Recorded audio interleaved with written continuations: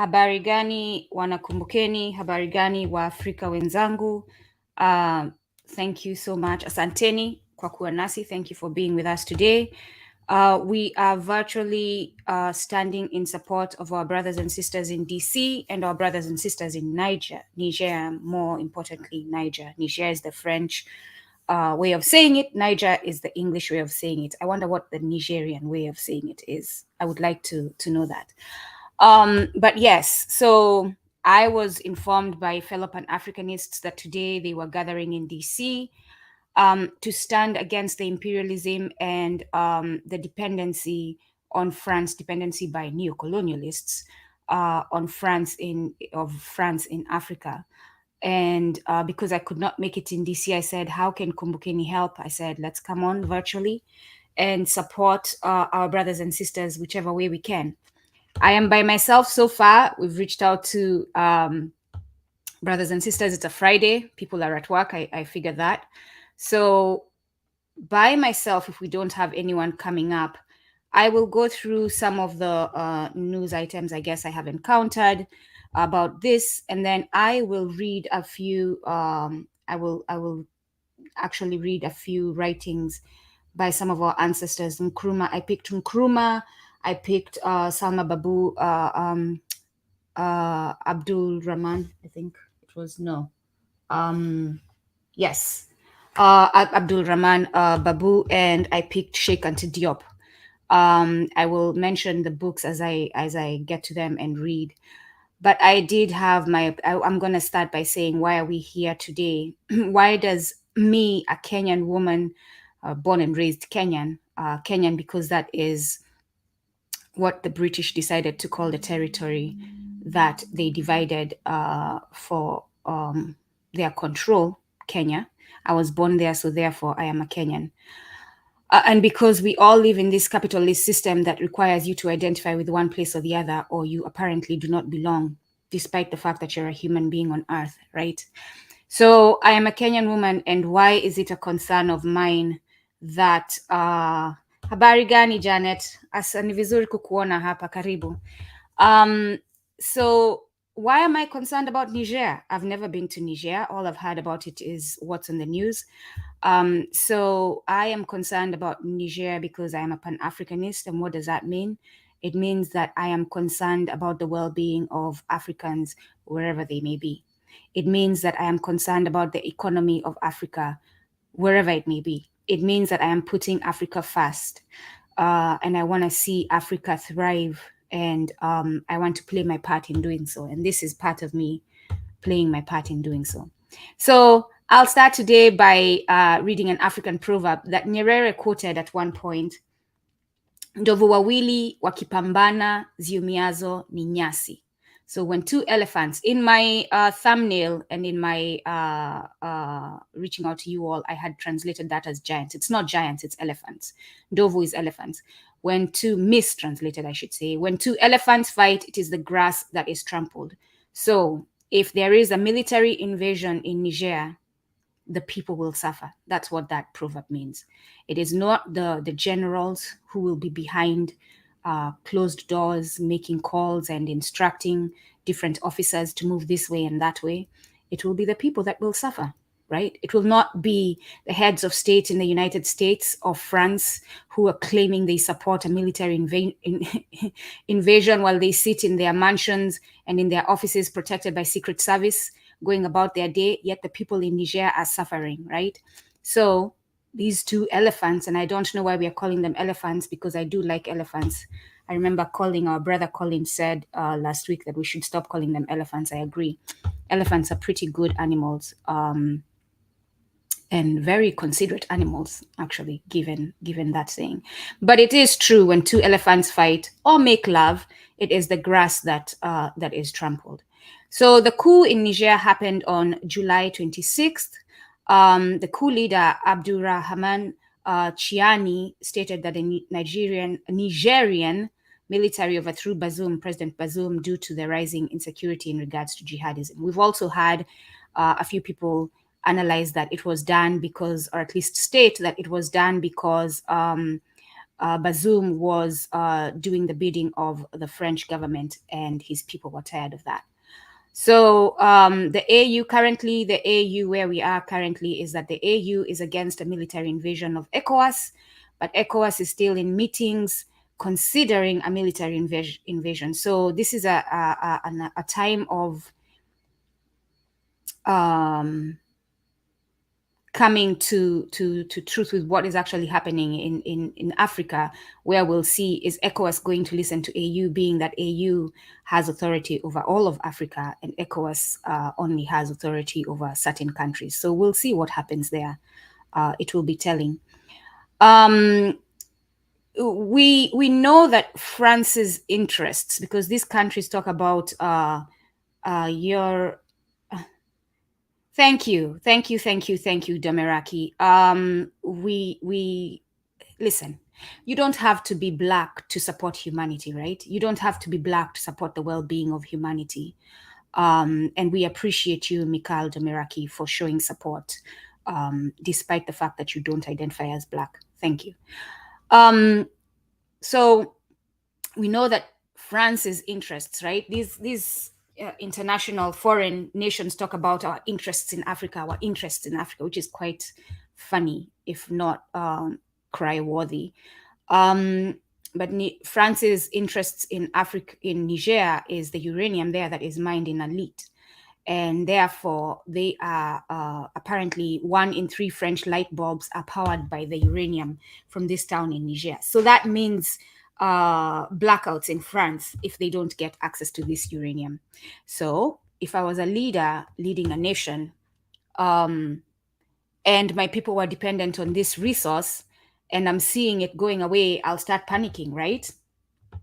But they, instead of sitting down and negotiating with Niger a fair agreement of exchange, so you need this, what are you going to pay Niger? What is the fair price you're going to pay Niger? They want to be bullies and get it by force, right? They want to be bullies and monopolize there. They don't want Niger to share that resource with other people. They want France to get fast dibs. They basically want to call shots in someone else's country when they themselves do not allow that in their own country. So we're calling out France. We're charging them with colonialism and imperialism and exploitation of Africa, and in this case, Niger. The way this was supposed to work is we might get people calling in. We might. Hopefully we do. We had reached out to those on the ground. They're busy now coordinating. You can imagine those on the ground. So if they get a chance, they will call in and we can hear from them. If not, we will do the readings and continue and analyze those readings. So I was listening to Dr. Arikana. She's been talking about this. The coup, she actually does not want to call it a coup, and we'll see what she's calling it in Niger. And in one of the interviews, she says she doesn't know how the Western powers go to sleep every day knowing the carnage they are creating in Africa. Well, we just gave you the example of France. We know why they're going to sleep, right? They have lost all moral ground. They are being controlled by their greed, and therefore it is easy for them to sleep. Or maybe they are turning in bed and being tortured by the demons or the evil or by our ancestors. You know, we don't know whether they're sleeping or not, but we know what is driving them. It is greed and power. She says that the last 4 coups are different. The last 4 coups, I believe, Mali, Burkina Faso, Niger, was it Guinea also, are different because they weren't led by foreign interests. They were led by the people. The people were done. The people are done with imperialism and neo-colonialist leaders, and they led the coups. And so therefore, she is saying that they're different. And she says she's actually uncomfortable calling it a coup because she wants to call it an ideological realignment of our economic, political, and social values instead of a coup. And I agree with her. I mean, we can figure out an easier way that is not a whole sentence. I'll say a decolonizing of our minds as Africans. We are finally awakening, right? We are realizing that they've been playing us all along. We've been pieces on a chessboard while they sit in their chairs, moving us from one place to the other without against our will. And therefore, now that we have awoken, awakened and we realize what is happening, we're saying no more and we're standing up against it.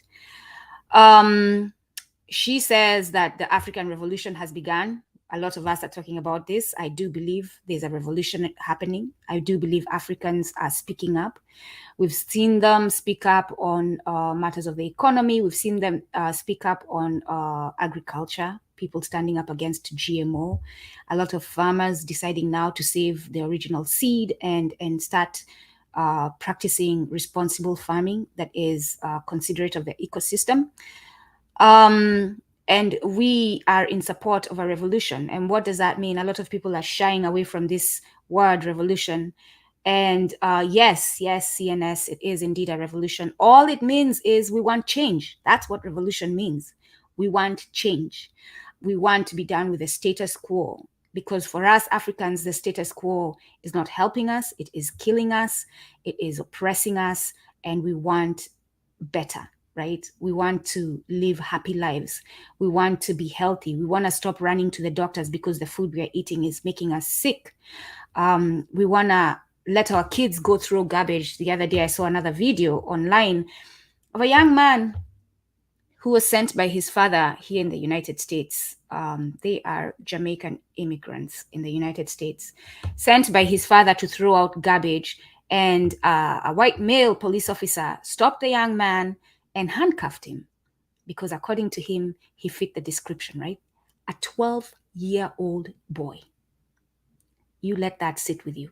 That's who fit the description of whatever it is they were doing. And to me, sometimes I wonder, did they really have something that fit the description, or was he just trying to put this man, young boy, in his place, right? Hold on. I see we have here someone who might be... Yes, so this will happen a lot because I will be communicating back and forth with anyone that is interested in coming up to join me. All right, let me just send this to a brother to join me. I hope you're all doing well. I hope you're all standing for humanity and having integrity where you speak truth, no matter what the cost is. I mean, we all do need to preserve our lives, but instead of being silent and letting the evil continue, it is time to speak up. Whether you're Black or not, it's time to speak up against what is going on. So let me just invite our brother, Professor Lagoke, so that he can join us and tell us a little bit about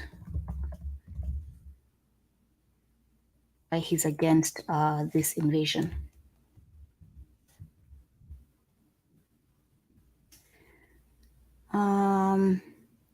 Just give me a quick minute.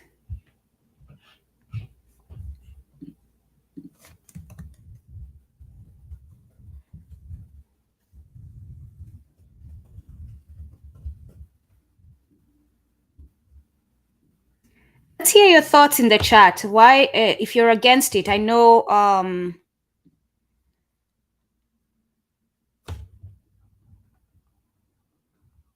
couple of you shared that you're against it. Domeraki, if you Mikal, and I hope I'm saying your name right. Why, what? You said you support freedom for Africans. Are you against? I would like to hear if you're against the military invasion of Niger, those who are joining us today, and why you're against it. Yes. So, as I was saying, and as we wait for our brother to join us, I was sharing what Dr. Arikana had said in an interview and giving my thoughts based on it. So she says it's an African revolution, and she says those who do not see the writing on the wall, I'm quoting directly from her, will not survive the revolution. Those who stand with the peoples of Africa will survive the revolution. There is no turning back.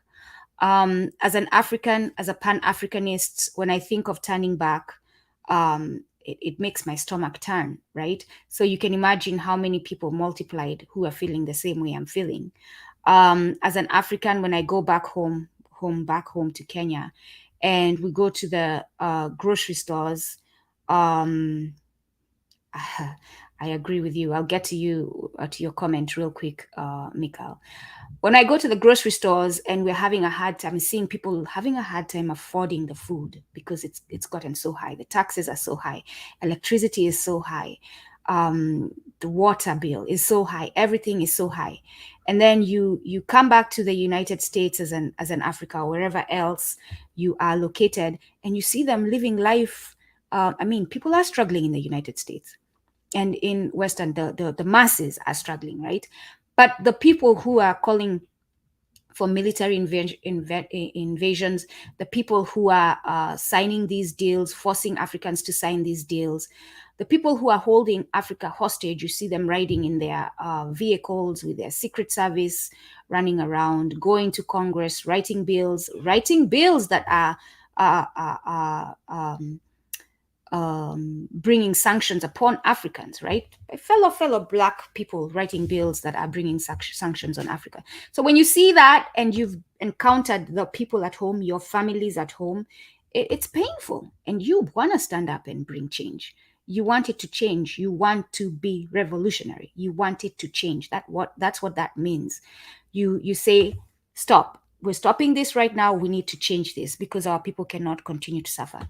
So when you hear that another military invasion is happening in Africa to fellow Africans in Niger, and you know what that is going to mean? That is going to mean tanks going around the streets. That's going to mean a lot of officers are not trained politically. They're not trained to be compassionate. So a lot of human rights violations, a lot of killing unnecessarily, a lot of terrorizing.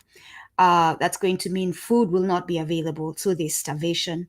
That's going to mean people cannot go to work, so the economy is going to fall apart in Niger. Buildings will be torn down. So when you think about that, you have to say no as a human being that has conscience, as a human being that has morality of any sort, even if it's a little ounce. You have to say no. As a human being who puts yourself in their shoes and thinks, do I want the place where I live in to be in such chaos?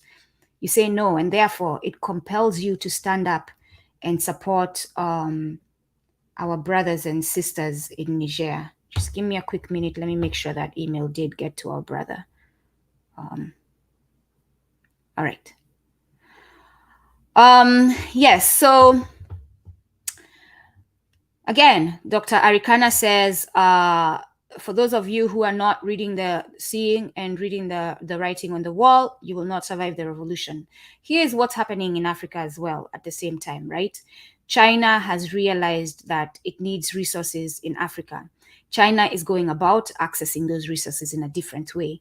China is a much more reasonable partner, I would say, with Africa on these things compared to the West that has been a forceful entity, basically a bully as far as getting what they need in Africa. So China is going about it differently, and these Western entities are scared because now they see a competitor. There's competition now, and they have never, ever, ever wanted to negotiate with Africans, but they're seeing that they are going to have to be pushed to a position of negotiating.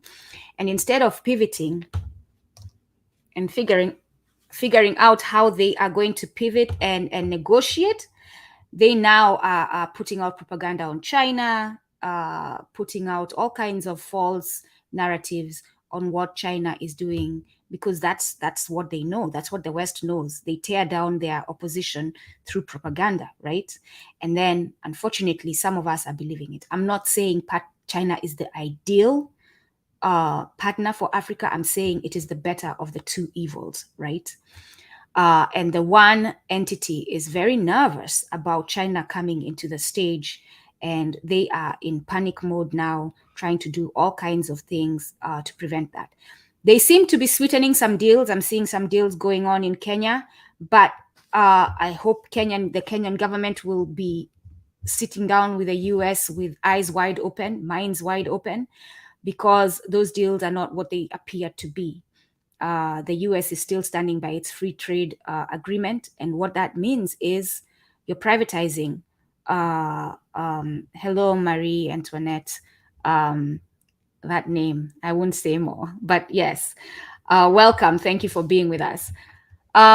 So as long as the free trade agreement stands, Africa is not going to benefit. So I don't know why any African leader would sign any agreements with any foreign entity, especially Western entities, when you have that on the table. I would demand that that goes away. I would demand that the African debt is erased. Forget about forgiven. Forgiven what? It's not yours. Erased.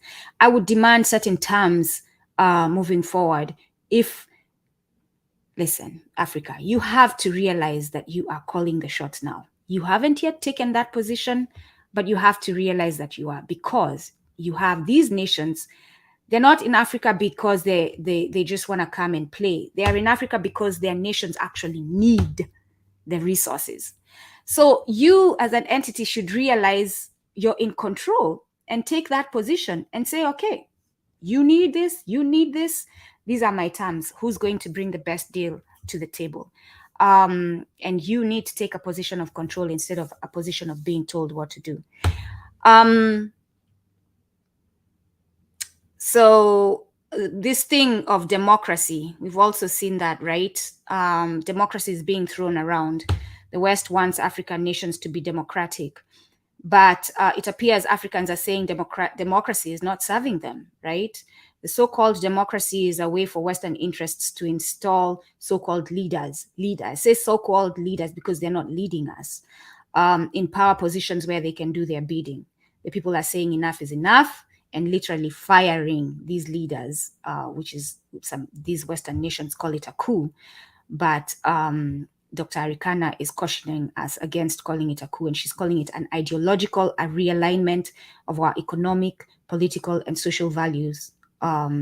So I'm saying a decolonizing of our minds and an awakening and empowering of Africans. Dr. Arikana points out something interesting, which I agree with.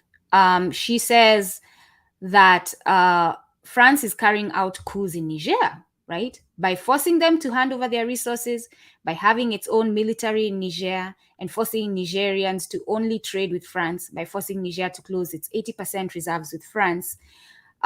She's asking ECOWAS, what are you, ECOWAS? What are you, AU, doing about those coups? Are you holding France accountable?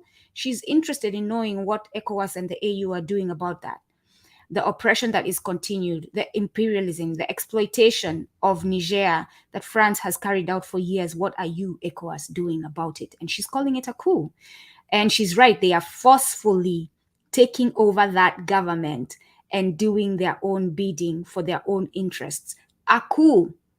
So controlling policy and everything. So who's calling out those coups? These Africans sitting at tables talking about they're going to invade a fellow African country. Are they holding those Western governments accountable as far as those coups? I'll also point out, this is my addition, Libya, that was a coup, right?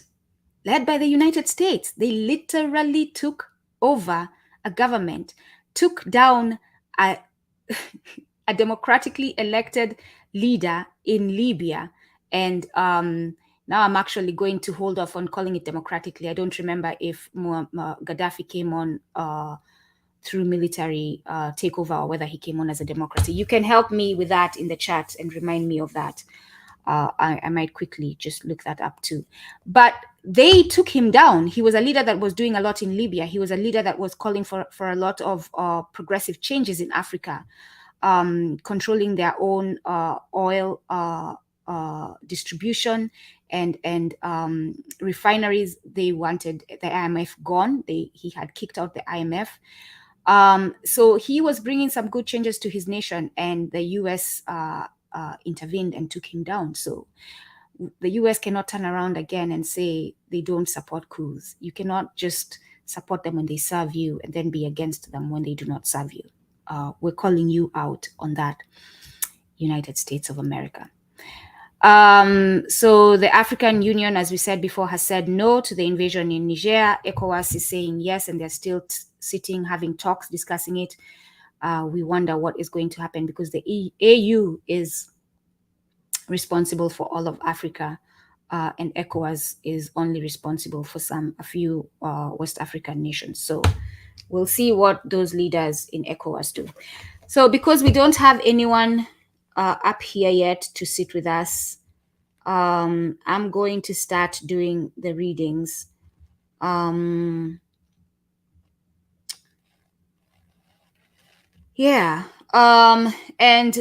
Kumbukeni, we don't have the resources to be on the ground or the manpower to be on the ground in DC shooting live.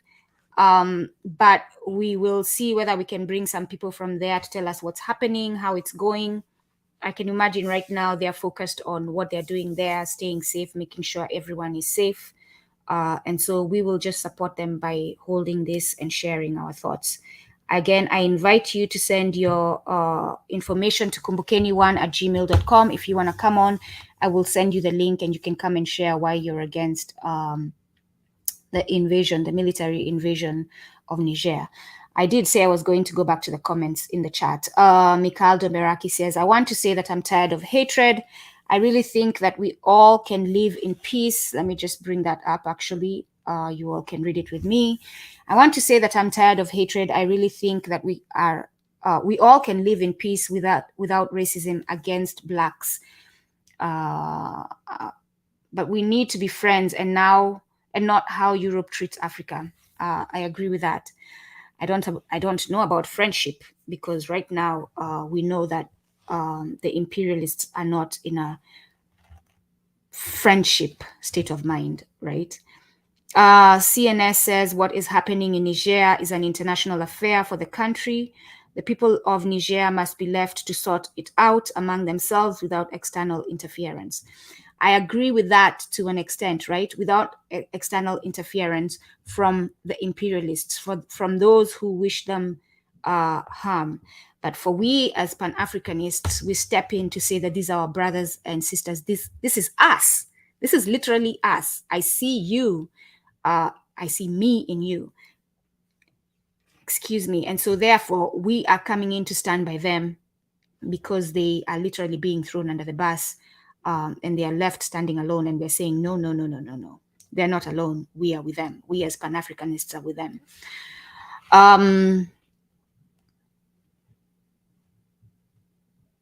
CNS is quoting the international law that states sovereign equality among nations and non-interference in the internal affairs of other states. Well, we know about these policies, right? In the UN, the AU, ECOWAS. They look good on paper, but no one is practicing them, right? That's all they are. And we as the people need to start calling out these entities. I mean, literally, Malcolm X charged the US, went to the UN and charged the US with human rights violations. Malcolm X by himself, an individual. So there's nothing stopping us. If you feel that this is wrong, it's going against a certain law, you know that, do whatever needs to be done to show up at the UN during their meetings and give your observations and call the UN out. We need to start holding the UN accountable and all these other entities that claim to be defending human rights, right? And see what they say. If nothing else, at least we need to hold them accountable. Jay Typert says, we have no friends. We can work with others, but just business. Yes, I agree with that. By that, what that means is we as Africans will be controlling the terms of exchange, right? We will be deciding how trade is done. Again, I am going to remind you all, we are here in support of our brothers and sisters who are gathering in DC today against the dependency on France and the imperialism of France in Africa, not just Niger, but today we are focusing on Niger. So this is a group of Pan-Africanists in the US and around the world that are gathering. In the US, they're gathering in person, and they're saying death to Francafrique. Francafrique is the former colonial entities that France had in Africa. So it's Pan-Africans against rallying against France dependency, imperialism in Africa. They're saying France needs to come out. They're calling France out of Africa, out of Niger, Senegal, Chad, etc. The other day, Ua Akata, hello, thank you for being with us. Peace to you as well. I saw a video, I believe it was, I don't know if it was Ivory Coast, one of those nations there. And the French military is on the streets blocking, like doing vehicle checks of Ivorians and stopping them and asking them to come out. And this particular car was stopped, and the individuals, they're like slamming them against the car, and some other people from the back, a car that was behind them, came, Africans, and they started confronting these military individuals. I'm going to call them individuals because I don't want to give them I just don't want to give them the authority, right? Who were holding their guns and all their weapons. These Africans were not scared of that. Ivory Coast, thank you, Jay. And they stood up against them. And this is what we need to do. Otherwise, we're going to just sit back and continue being oppressed. In another nation, French military entities are doing vehicle checks in a nation that's not theirs and mistreating people there in a nation that's not theirs. And we're not calling out that as a coup. Like we as Africans have to all start waking up and realizing what is going on, or forever we shall be oppressed. And I, for one, do not want to be oppressed forever. I don't want my families, my friends, and my fellow Africans to be oppressed forever. So I want to do something about it. I'm going to move on to the readings. The first reading we're going to do and we'll analyze together. You can share your thoughts, your thoughts in the chat. Is a paragraph from Kwame Nkrumah's Neo-Colonialism, the Last Stage of Imperialism. This book made the CIA very nervous when it came out. This book made a lot of Western nations very nervous when it came out because it speaks a lot of truth. And as they saw it, they could see themselves revealed to the world. Kwame Nkrumah says, this is chapter, it's the end, towards the end, it's the last chapter. The chapter is titled The Mechanisms of Neo-Colonialism, right? He mentions the CIA in this one.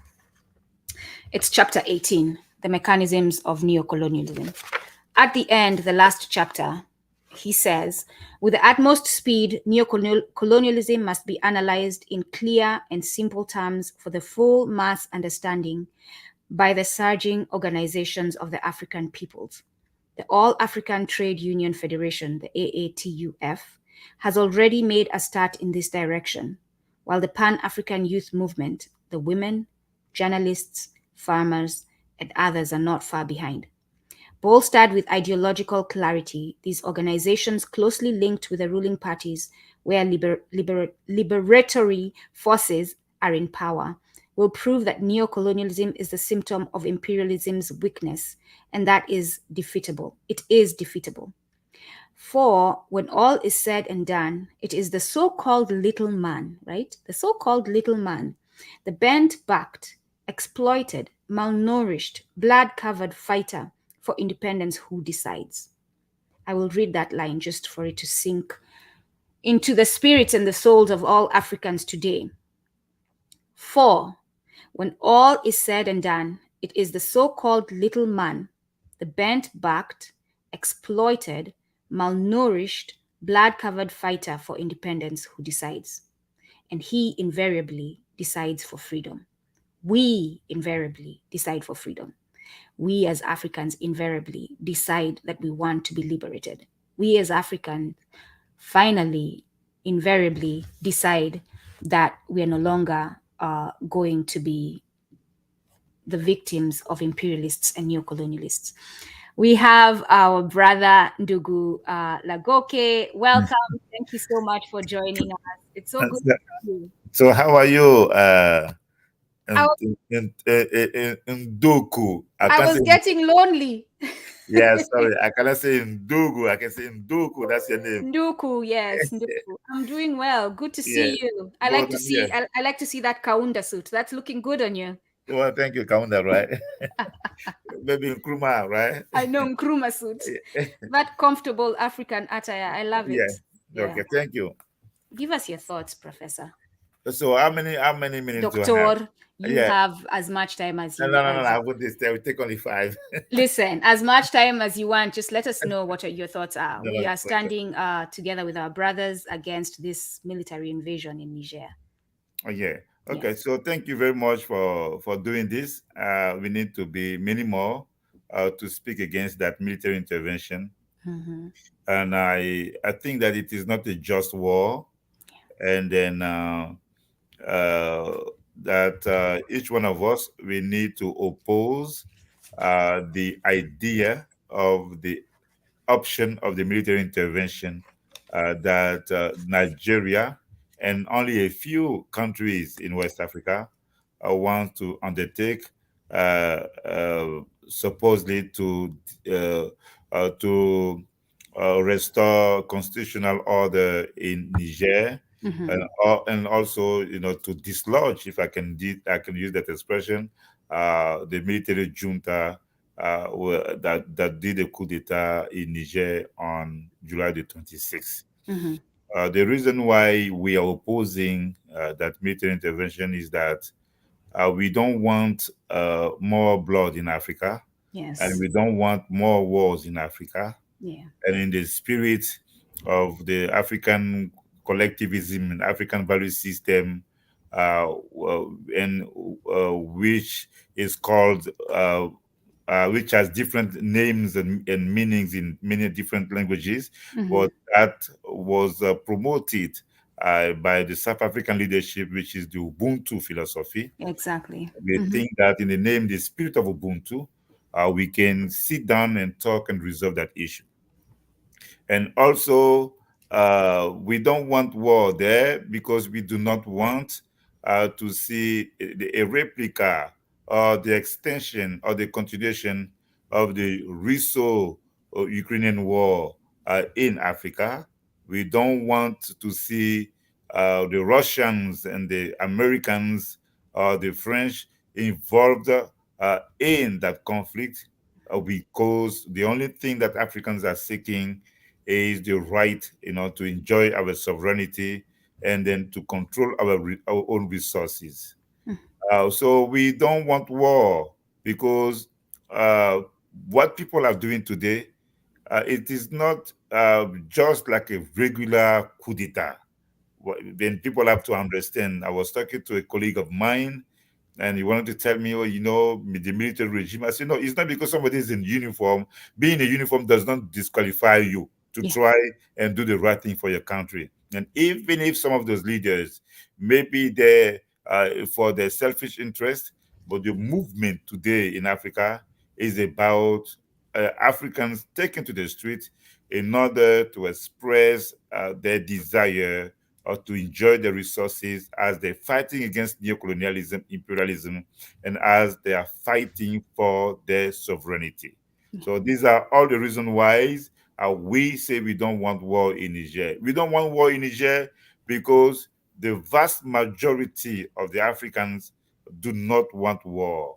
The clergy in Benin, the clergy in Ivory Coast, the associations of traditional leaders in Nigeria, in the northern part of Nigeria, the Yoruba nation in Nigeria, the clergy in Benin, the African Union Peace and Security Council does not want war. Mm-hmm. Even many leaders, like in the West African region, uh, they don't want war.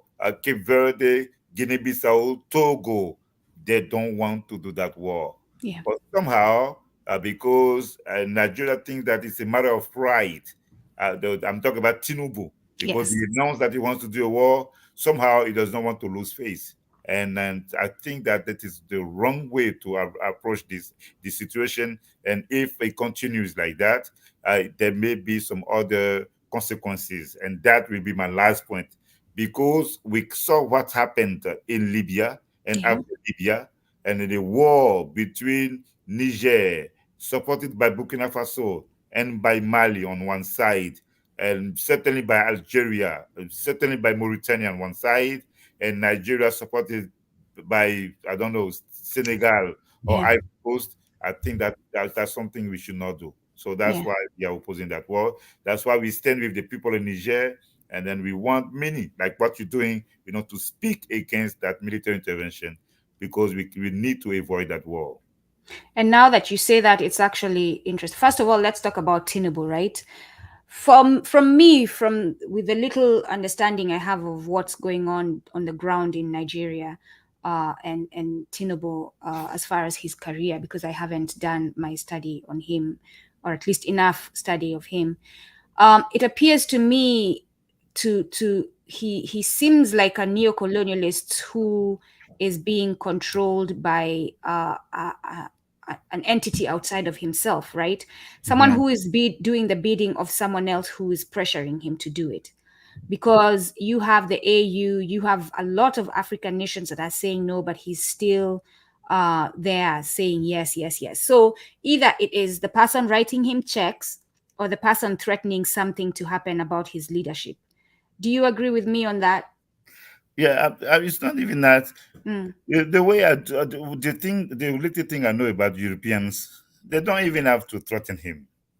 They don't have to threaten Tinubu. Uh, Tinubu may want to do that for several reasons. yeah. First, he wants to please the Europeans.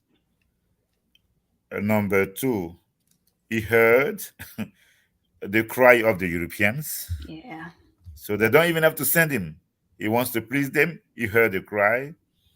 Number three, he knows that they have been good to him, and he wants to return them the favor, because that issue about that drug case, it is all over the place on the internet. Mm. And then I heard that. Do you want to Uh, speak a little about that, or you don't want to get oh, into no, no, that no! one? It's because I It's a I distraction. don't like to talk about, Yeah. yeah, even though what he's doing, I don't like it. Yeah.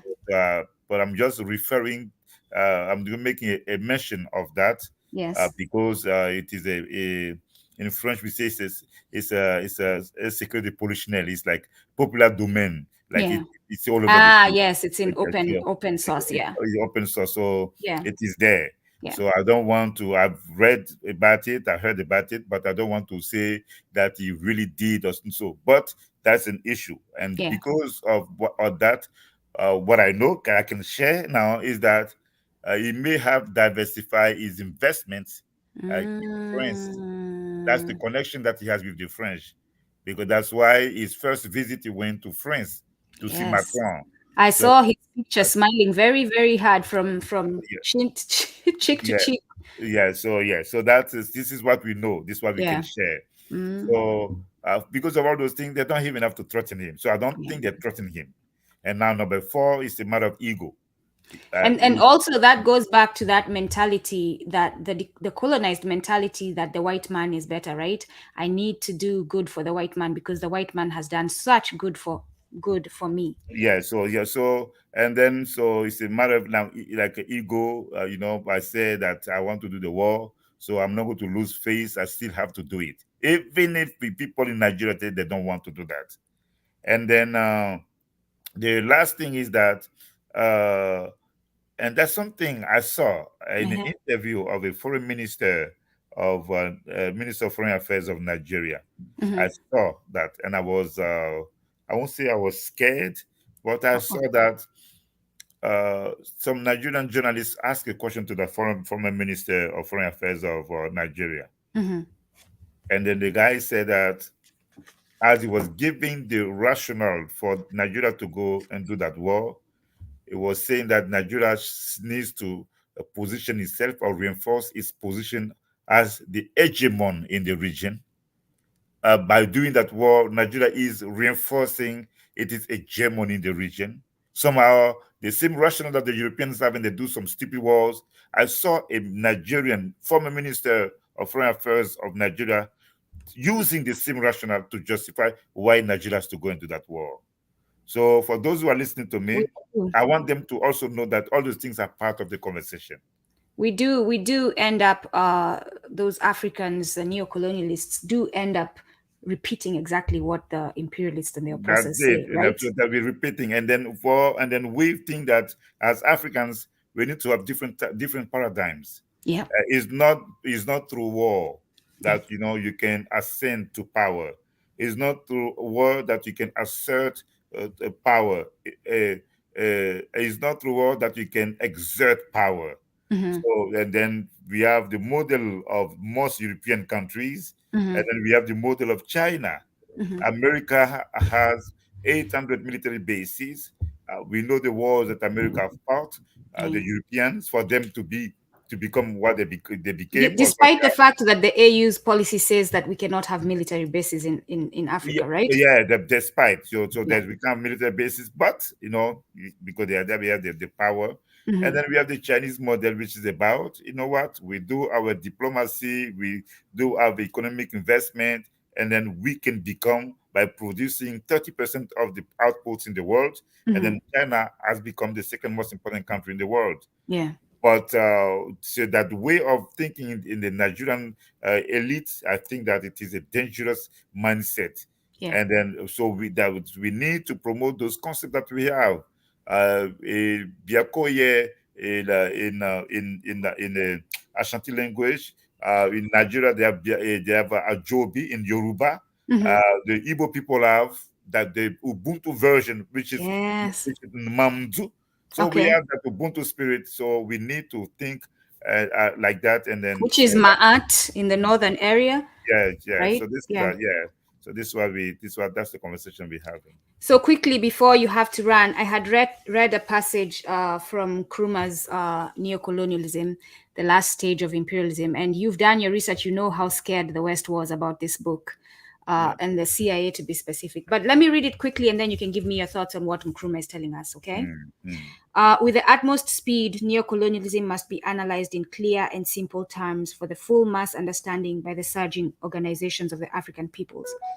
The All African Trade Union Federation, AATUF, has already made a start in this direction, while the Pan-African Youth Movement, the women journalists, farmers, and others are not far behind. Bolstered with ideological clarity, these organizations, closely linked with the ruling parties where liberatory forces are in power, will prove that neocolonialism is the symptom of imperialism's weakness and that it is defeatable. For when all is said and done, it is the so-called little man, the bent-backed, exploited, malnourished, blood-covered fighter for independence who decides. And he invariably decides for freedom. So, Yeah. So yeah. So it's I thought you were going to use another excerpt about how he was defining neocolonialism. yeah, But yeah, yeah, yeah, yeah. yeah. But I mean, you can share that no, once no, you no, no, finish no, it's fine. That's responding to okay. this. That's I fine. It's do want fine. to hear it. You No, are no, going no. to share that. Okay. I Yes. want to So hear yeah. it. So no. So if I heard you well, yes. For me, it is possible. First of all, we don't have any choice. Yeah. We have to. Right?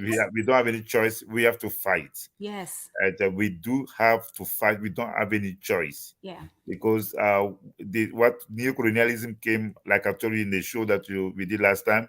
Neo-colonialism came after colonialism, which came right after what they call legitimate commerce, which came right after slavery. So they've Yes. been inventing systems after systems, Yes. and then for the last 500 or 600 years, and then if we do not organize, and then that's it. It's going to be more detrimental. And Nkrumah spoke about that collective colonialism. Yeah. Even though this time in Niger we can see some cracks between the French and the Americans, but still they're Westerners, and they may decide to somehow come together and then decide that okay, that's the way we should go. And if Yeah. they decide so, that it is going to happen as it happened in the case of Libya and Mhm. in the case of Ivory Coast. Exactly. So the regular people, they have to believe that we can do it, and then we can see that in the case of Niger. Listen, the people who are organizing, the regular people in the streets, they are the ones saying that The We mothers and the fathers and the farmers Yes, and the the mothers, secretaries, the fathers, the secretaries, the the nurses, chefs. the chefs, the jobless people. These are the people who are fighting. And then we saw that in the case of Gbagbo. I'm talking about a recent case. We saw that in the case of Gbagbo.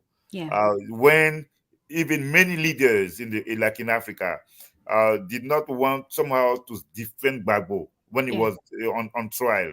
The Are you people, talking about Babu Abdul Rahman no, no, or someone Gbagbo. No, no, a no. I'm talking about the president? former president of Ivory Coast, Oh, Laurent yes. Gbagbo. Yeah, yeah, yeah, Yeah. yeah. So the people took to the street, the regular people Yeah. in the snow, in the sun, they did. Yeah. And then later on, media people like Afrique Media organized. Yeah. We did not have to do lobby, but people, as we were fighting, talking, speaking, regular people later on, thanks to the favorable historical factors, the ICC realized that Gbagbo could not stay in prison anymore. And Yeah. even the French establishment, I'm talking about the French media, somehow they changed the stance on the trial, and they Yeah. were debating, talking about how the ICC was not doing the right thing. So that's the same thing we're doing today in Niger, and then so we can do that. And the good things in what we're seeing is that many Africans now, they believe that we can do it. This is Yeah. why the Niger case is so important. They believe that we can come together as one, and then we can be regular people and then defy the odds. We can be regular people and go Mm-hmm. against the international establishment, Yeah. and we can. And this is what we're seeing, and it is a beautiful thing, and many people are going to become more hopeful, Yeah. and then we will see many more Pan-African victories.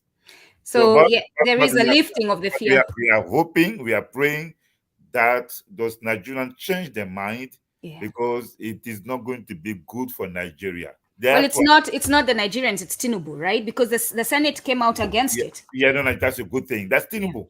I'm glad. I like that you make me, corrected me on that. It is, Yeah. if Tinubu does it, because those who opposed that initiative, we don't know how they're going to react. Yeah. And those Igbo peoples who think that, who wanted Oh to be yes. Christian, we don't know how it's going to play out. So when we talk, it's also in the interest of Nigeria. And so that's why, because that will be another crisis that we know people we have to come and talk about again, and we can avoid all those things. So This is what I want. the issue that's not being talked about, excuse me, the issue that's not being talked about is this terrorism, right? Oh, So in the case of Niger, Niger and just that whole area, the yeah, Sahel. because the Mali leadership, they exposed that what they call the duplicity of the Europeans. Exactly. Yeah, so the Minister of Foreign Affairs of Mali, His Excellency Abdoulaye Diop, gave some conferences recently, Mhm. and he was saying that the Operation Barkhane, I think Barkhane or Seva, one of those two, it was 2 billion euros a day for 9 years. They're making The European, that's not they're not making, like, somehow the money that they needed to use for the operation. spending, yeah. And for 9 good years, in all during that entire time, the only thing that they got was no more than one helicopter. This whole time, while the people there are homeless, hungry, jobless, those funds could be used towards that. Yeah, but like that's why what Mali did. That's why it is so important. You said that you are here to help us. Mhm. America has what, 2 or 3 military bases there, Yep. and then people are still dying. Yep. And then and then you go to tell us that you fight terrorism? Seriously? Yep. And then we think that it is not about that. Yeah. So that's why the Malian revolution, which is inspiring others, to do the same thing, like in Burkina Faso or Mhm. today in Niger. So Mhm. that's why it is important that we talk about that, we read more about it. So Yeah. for me, the Europeans, it is time for them to understand that they have to change the paradigm. There is no way in that generation that we're going to allow those people, those Europeans, to come and then threaten our leaders. and kill some of them, Yeah. and then they defeat them, make the leaders become leaders of failed states, Yeah. for them to rely all the time on them, and then for us to to be in that vicious circle. It is time for us to start that virtuous circle in Mm-hmm. which Africans take control of their destiny, they take control of the resources, they take control of the public policies. That is the Mm-hmm. conflict that we are having with them. Yeah. If they can't understand that, I think that there will be many more things that they won't be able to anticipate.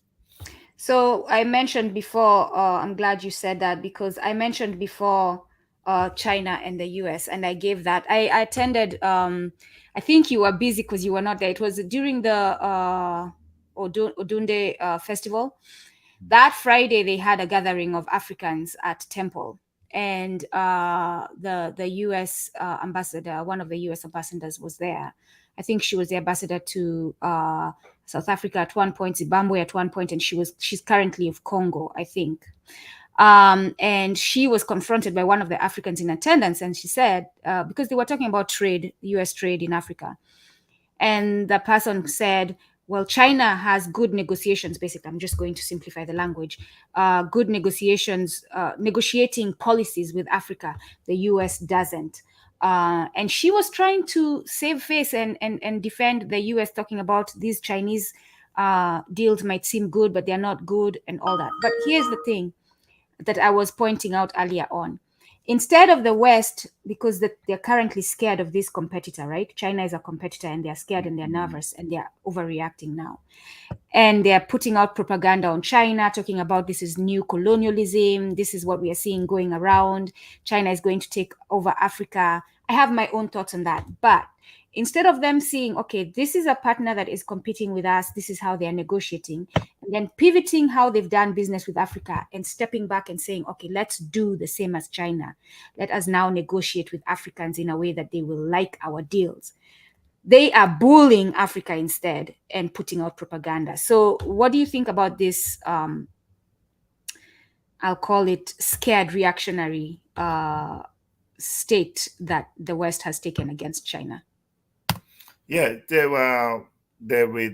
for me, it's a big mistake that the Europeans are making. Mhm.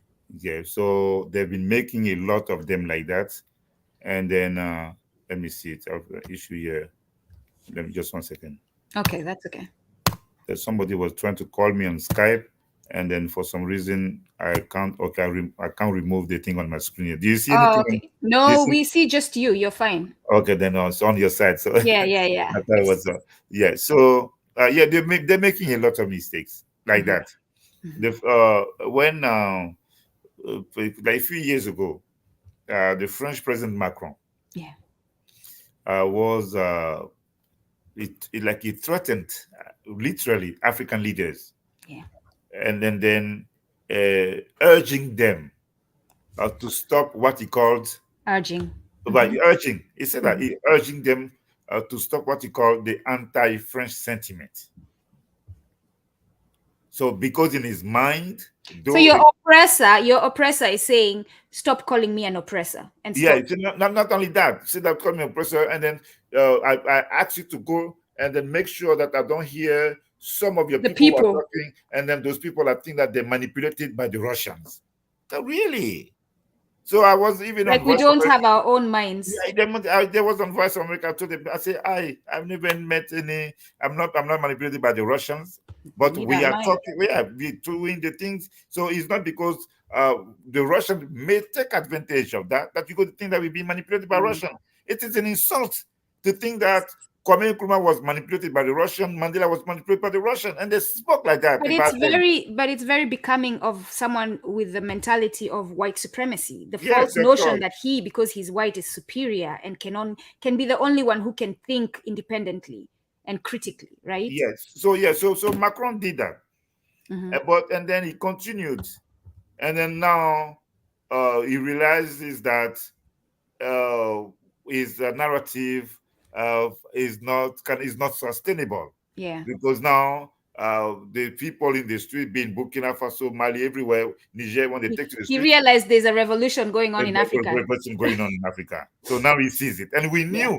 that we were in the process of, we were in a revolutionary process. We knew that, Yeah. but he was the one who thought that He because didn't he's get the so memo strong, yet. yeah, because he's so strong, he can stop that process. Mhm. And now he's not talking like that anymore. Yeah. And then the Americans, they spoke like that too. Yep. I Yeah, know. yeah. So when Anthony Blinken goes to South Africa, He's still speaking like that. yeah, when he went to South Africa and then he meets with Dr. Naledi Pandor, Mhm. the Minister of Foreign Affairs of South Africa, Mhm. and talking to the lady, yeah, you know, you guys, the Russians. And so let's say, no, that's the conversation is not like that. Yeah. So that's why we are doing what we are doing. We want the Europeans to understand that whatever power they think that they have over Africans, it is crumbling. Yeah. And so that's why we're doing what we are doing. They think that they can control the media, but they cannot. It is going to be difficult for them to control the minds and the hearts of the Africans. There are some who love them. There are some who love them that Nkrumah called the anti-patriots, sons and daughters of Africa. I'm not talking about those people. Yeah. But those who want freedom and justice in Africa, they cannot continue to, they cannot, it is difficult, it will be difficult for the Europeans to shape the minds and the hearts of Africans. Yes. So we want them to understand that so that we can have a regular conversation. And then if they don't get it, they will be surprised. The United States of America, they love so much, you know, if you do a coup d'etat, they stop a relationship with you. But in the case of Niger, they don't want to leave. Yeah. Because they understand that we don't want those military bases in Africa that are there to serve their interests, but they're not helping. They're not saving the lives of the civilian. In fact, they're terrorizing them. I just gave an example of Ivory Coast where the military is on the street doing vehicle checks. Oh, you saw that? Yes. I was so proud of those Africans who came up. They were not scared of these men with their guns and everything. They told them. Yeah, so that's because I don't. The only thing I did not. I think it is a recent video, but you know, I'm from Ivory Coast, so I saw the video. Yes, I saw. If you could hear what they were saying in French, oh, this is my country. They thought Please tell us about that. Tell us about that. I don't know. The youth were so upset. They told us, I don't know why those military people were in the street. They told them, this is our country. And the guy, there's a young boy who told the military, the Europeans or the French who were there, we were wearing wearing the guns and weapons. Yes, they were. And the guy said, if you drop your weapons, I will beat you here right now. So then, but the European, they knew that the people, they meant business. So somehow it did not escalate. So that's the mindset. So if you're not going to come and think that all those people, be in Mali, Niger, Burkina Faso, in South Africa, in Ivory Coast, you're going to see that all of us be manipulated. That's the biggest insult I can't stand coming from the son of slave masters. I'm telling you, seriously. Yeah. Seriously. But we should not be surprised because, again, they have grown up thinking that they are superior and only they can have such thoughts. And for Africans to have such thoughts, someone else is telling them to. So that's how they think. Yeah, but this is how they think. It's okay. But like I said, so that's why they will be surprised. And they're being surprised already. They are. What you see, I can tell you now, what you see now, it is nothing compared to what is going to happen next year. In Kiswahili, we call it kupigwa butwa chakari, where you're like, oh, you're left wondering what happened. What happened? So yeah, so what you will see next year, in the next 2 or 3, 4 years, from here to 2030, they will be surprised. Yeah. Those military who are taking power, many of them were not prepared. Yeah.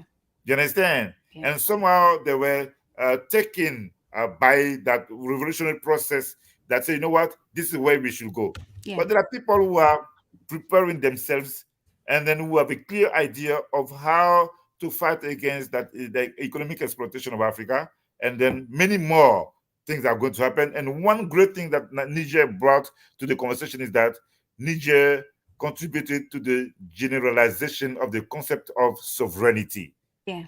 Because of Niger now, everywhere we talk about the imperative of fighting for African sovereignty.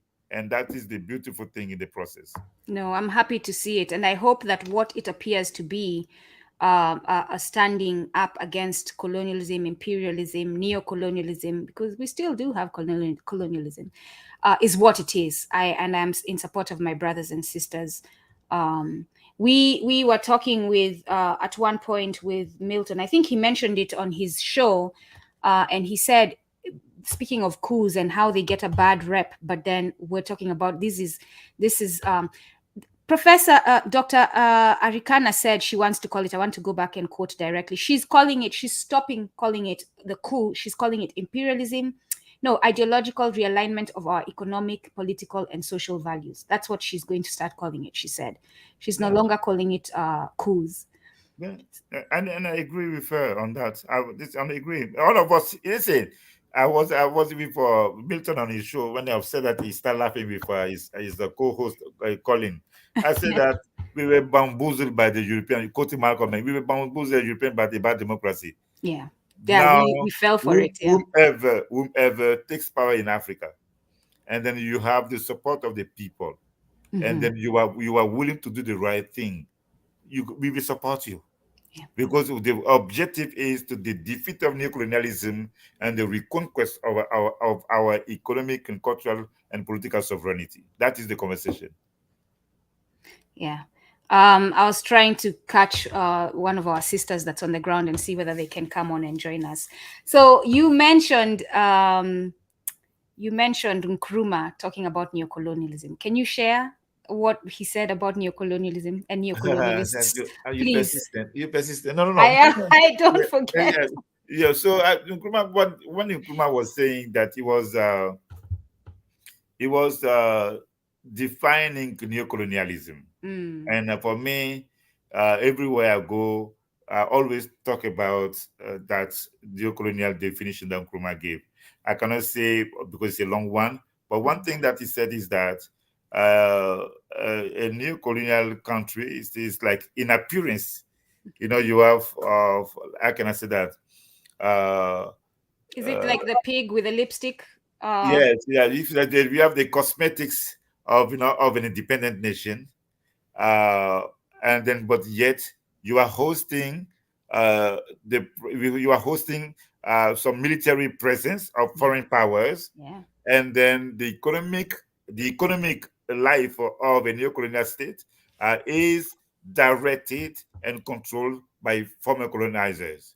You just And then described Uganda and many other African countries. yeah, so that the way it did so was so nice. So Yeah. since 1965, when you look at those or most of those francophone countries, that is the case. Many, even not even francophone, many countries in Africa, Uganda, this is what yeah. we see. Hmm. Those military presence that you have, Hmm. the political economic policies coming from the Even West, Kenya, all of them actually, all of yeah, yes. most of the countries. Hmm. So we are living in a neo-colonial state.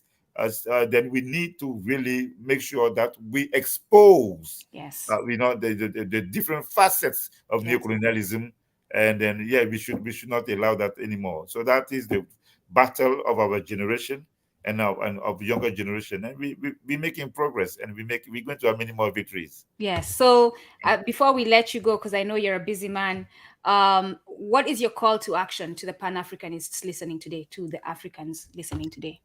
Yeah, but what we need to do is that we should not back down.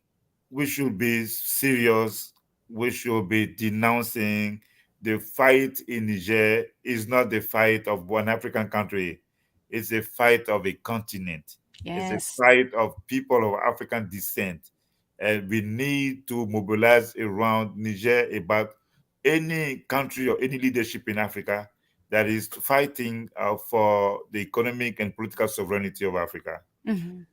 Now, the second thing that is very important that I'm going to say, if people can really listen to this, Hmm. wherever we are, we need to focus the struggle now on exposing the ills and the evils of neocolonialism, particularly the economic neocolonialism. And because many people think that I think I said that one day, maybe in one show. People think that yes, I am against the presence of military bases in Africa. I am against that.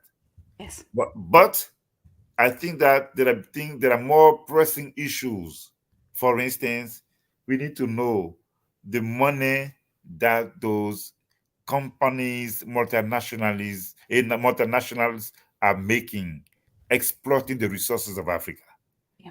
That's something we need to be many to say, you know what, we want to see what, for instance, Orange, in the case of Ivory Coast, is making. Yeah. And then why, for instance, we can have Orange in Ivory Coast and some, I think, the same company in some other Western African countries. But we are calling, when you call Ivory Coast, we call from Ivory Coast, you call Senegal, it is as if you were calling like in Asian country. Yeah. So that is the conversation of the century. That is the conversation of our generation. And that's why that's why I have, with great interest, I've been following Malema, because in this, Yes. he's been a pioneer.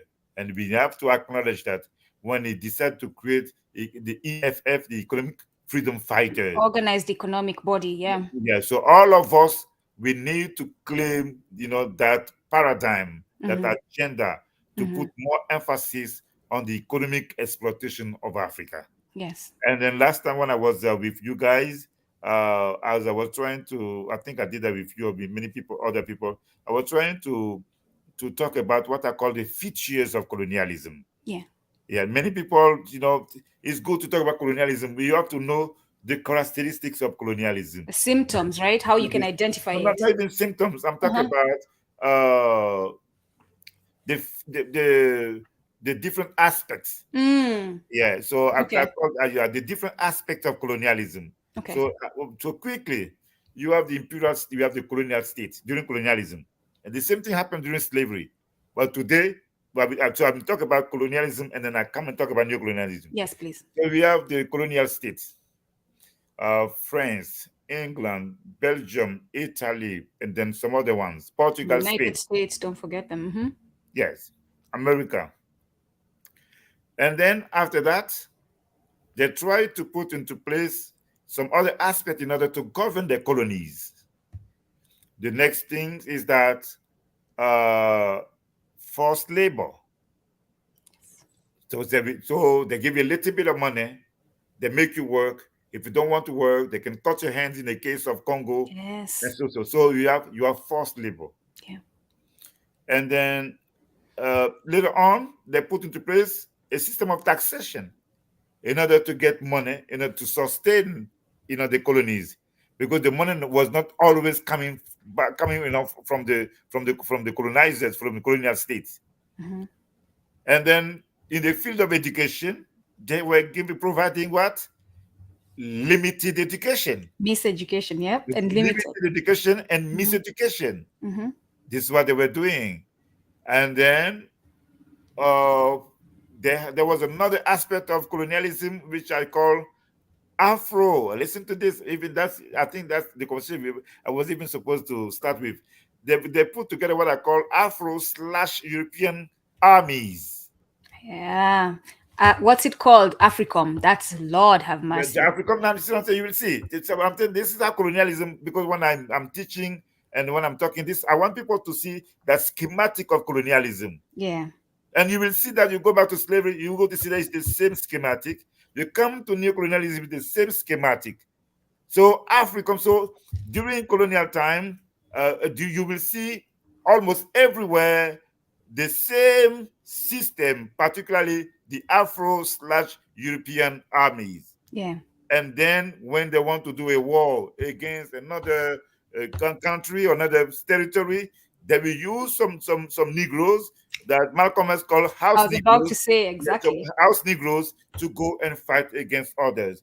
That is how colonialism was. I like that you mentioned that, because some people in the United States were excited that a black man was chosen to lead one of the military entities. And I'm like, of course, because they want him to look like that when he goes to the black countries. Yeah, this is what they do. So yes. And then they did the Afro/European armies. Yeah.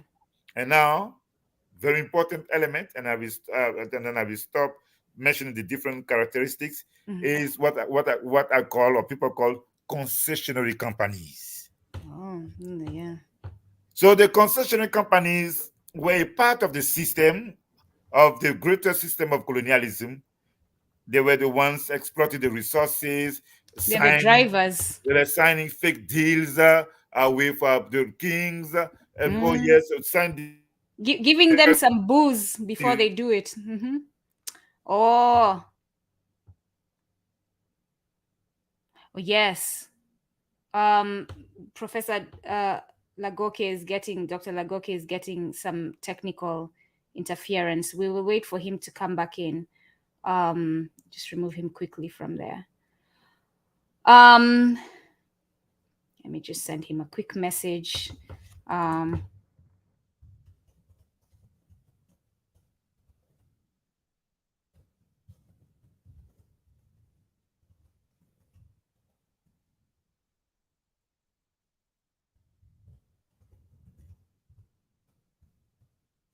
I like the breakdown that Dr. Lagoke was giving us. And yes, Moata Garai, you're right.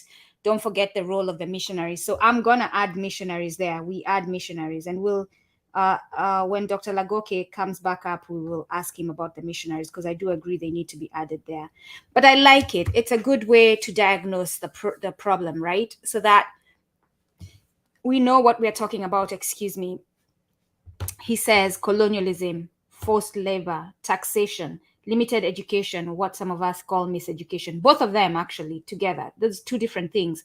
Limited education and miseducation are two different things, and both of them happened.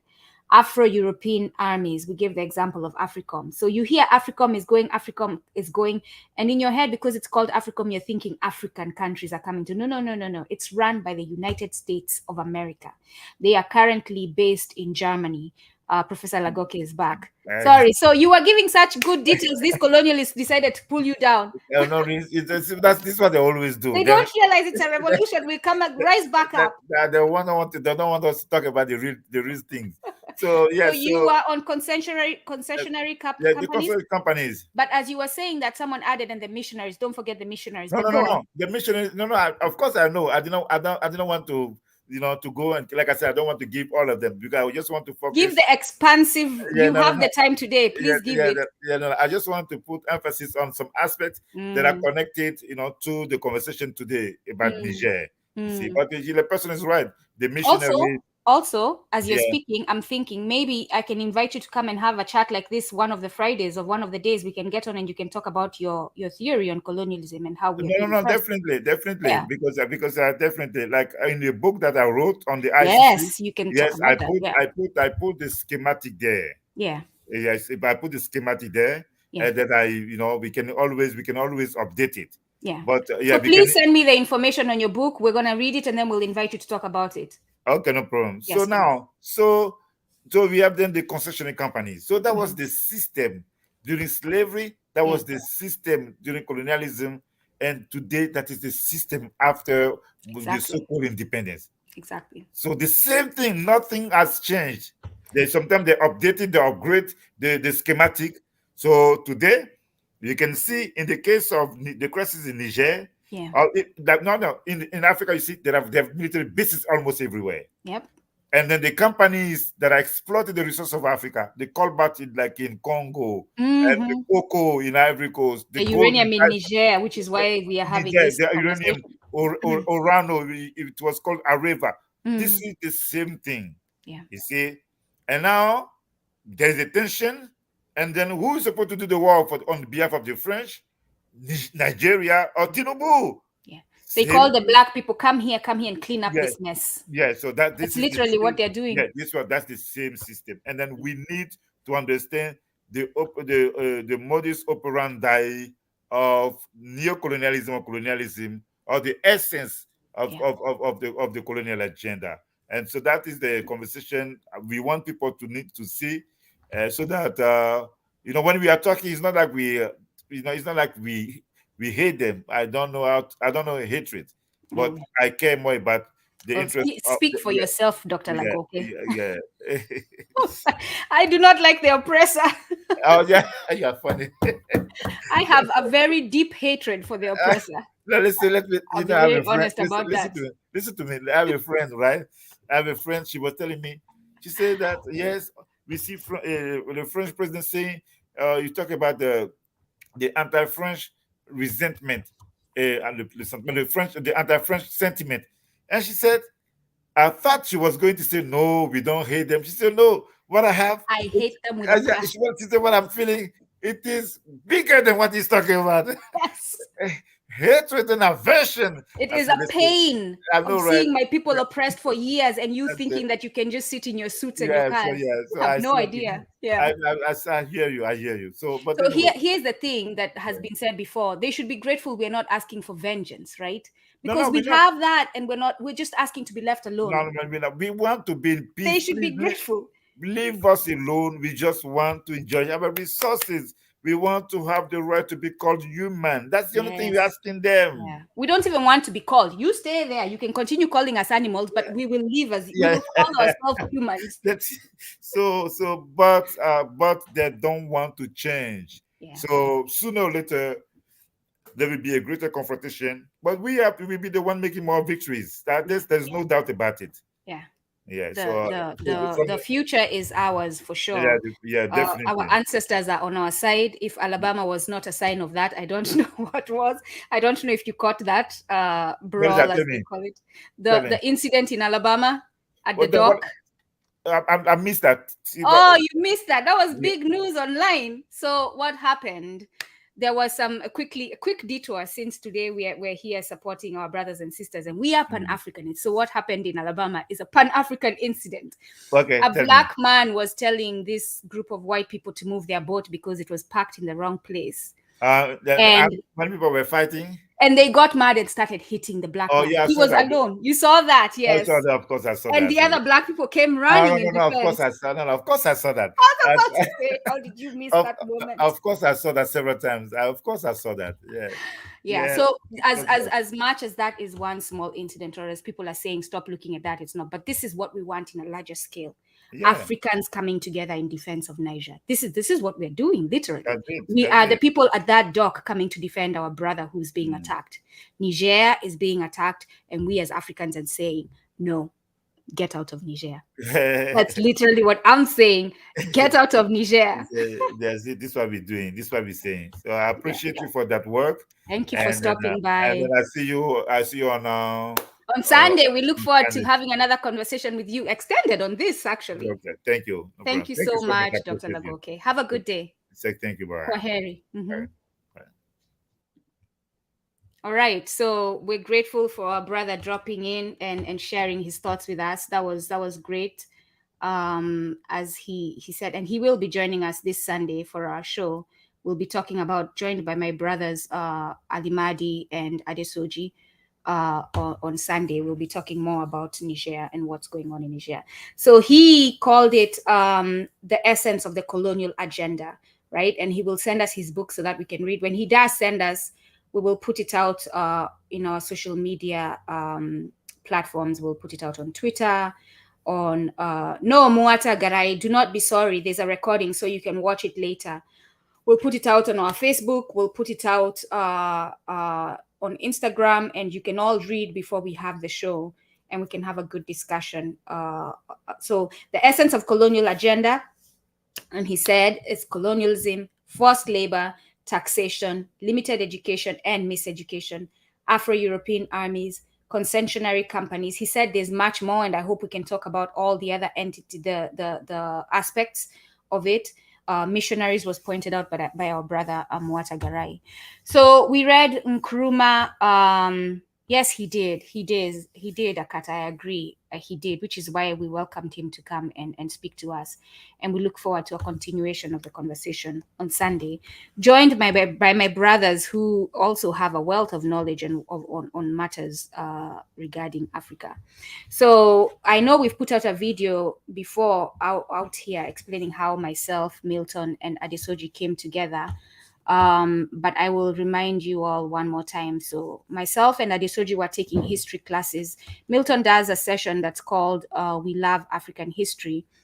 And we were taking history classes with him, and every week he would assign us readings, and every Saturday we would gather and analyze whatever we read and discuss, talk about solutions, what the challenges are, what solutions we propose. And at one of the meetings, or at least we reached out and we said, we want an African outlet. How can we get a space where we as Africans can speak about African matters?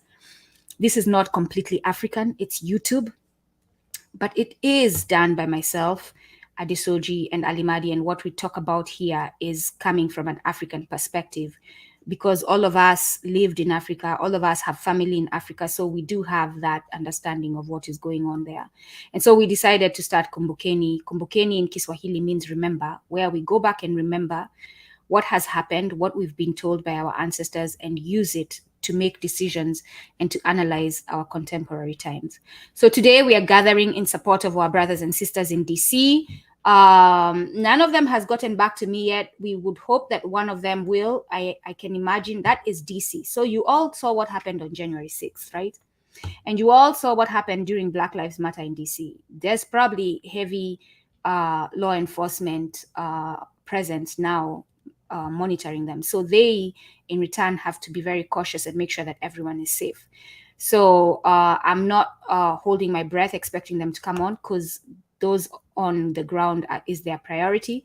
But we virtually, because we cannot make it to DC, are going to support them. Whether they come on or not, we're going to stand with them. So this session is in union with our brothers and sisters in DC who are standing, and together we are standing with our brothers and sisters in Niger, because the problem of Niger is the problem of Africa. I am my brother is me, which is the Ubuntu belief, right? So they are there saying France must come out of Africa, and they are standing against France dependency and imperialism in Africa. Dependency because this neo-colonialists, and really it's dependency on, in quotes, because we really do not need to depend and rely on France. We as Africans can stand together to build the economy of Africa, and we have a lot of brilliant minds in Africa. Just in this chat, a lot of brilliant minds. So, and I know from my family, a lot of brilliant minds, and my friends, a lot of I have friends from my high school, doctors, engineers, back in Kenya and elsewhere. Brilliant people. So I don't see how those people cannot come together and figure out the problem and the solutions for Africa without having to be told by white people what to do. Africans can think for themselves, and we are thinking for ourselves and standing up against imperialism. So we read Nkrumah. The other reading I'm going to do, I am 2/3 through. Yes, just a few of them. As Adesoji told us, there's multiple Nkrumah. I have that one as well too. I'm looking forward to reading that Muatagarai. I haven't started on that yet. But Africa Unite, Africa Must Unite is another one that Nkrumah wrote. Hopefully we can do a show by the end of the year about it once I'm done reading. My brothers have read it. I believe they have. I know they have read it before. So what are your thoughts on that book, Muatagarai? What is Nkrumah telling us as far as this, what is going on in Niger and West Africa is concerned? So I will read, we've talked about this several times, Black Africa by Sheikh Anta Diop. The economic and cultural basis for a federated state, speaking of uniting Africa. And we've recommended this book for a long time, but today I will actually read the 15 steps to African unity that Sheikh Anta Diop proposes. If you all give me a minute, we're going to take a quick break. For those of you who need to run to the bathroom, need to take a glass of water, we're going to take a quick break and we'll be right back in a couple of minutes. All right, so let's take a quick break.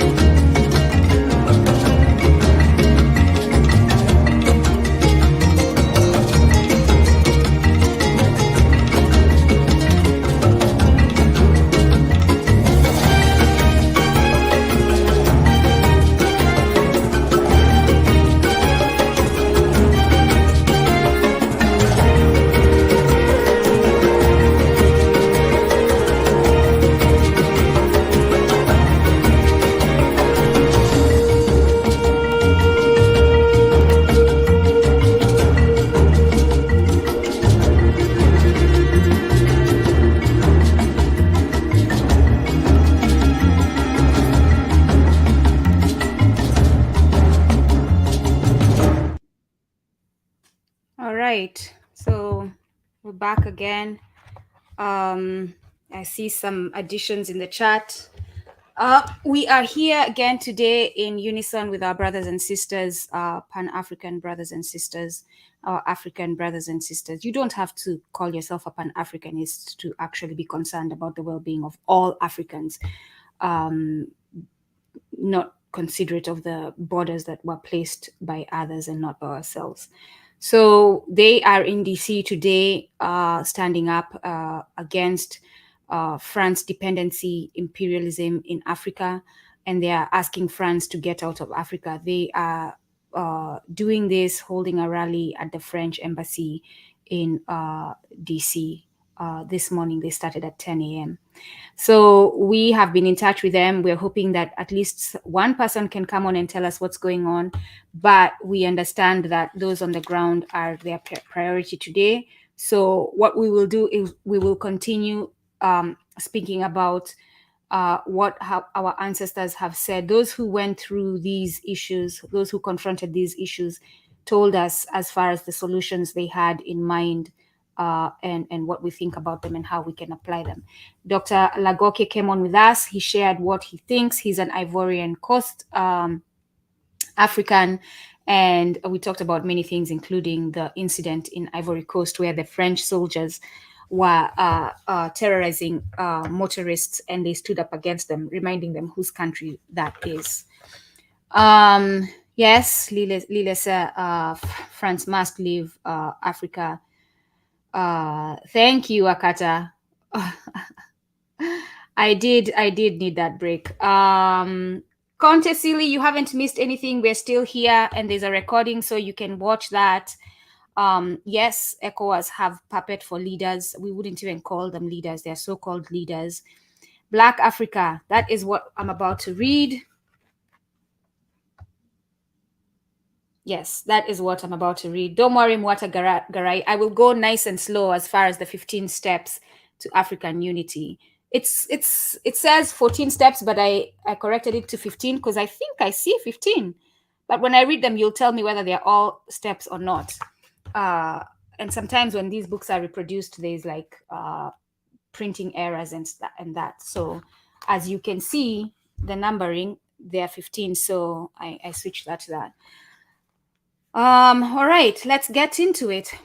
And hopefully we'll have other brothers and sisters join us. I welcome you all in the chat. If you want to come up and let us know why you're against the Niger, the military invasion of Niger, you can come up, even if it's for 1 minute, even if it's a line, even if it's a thought.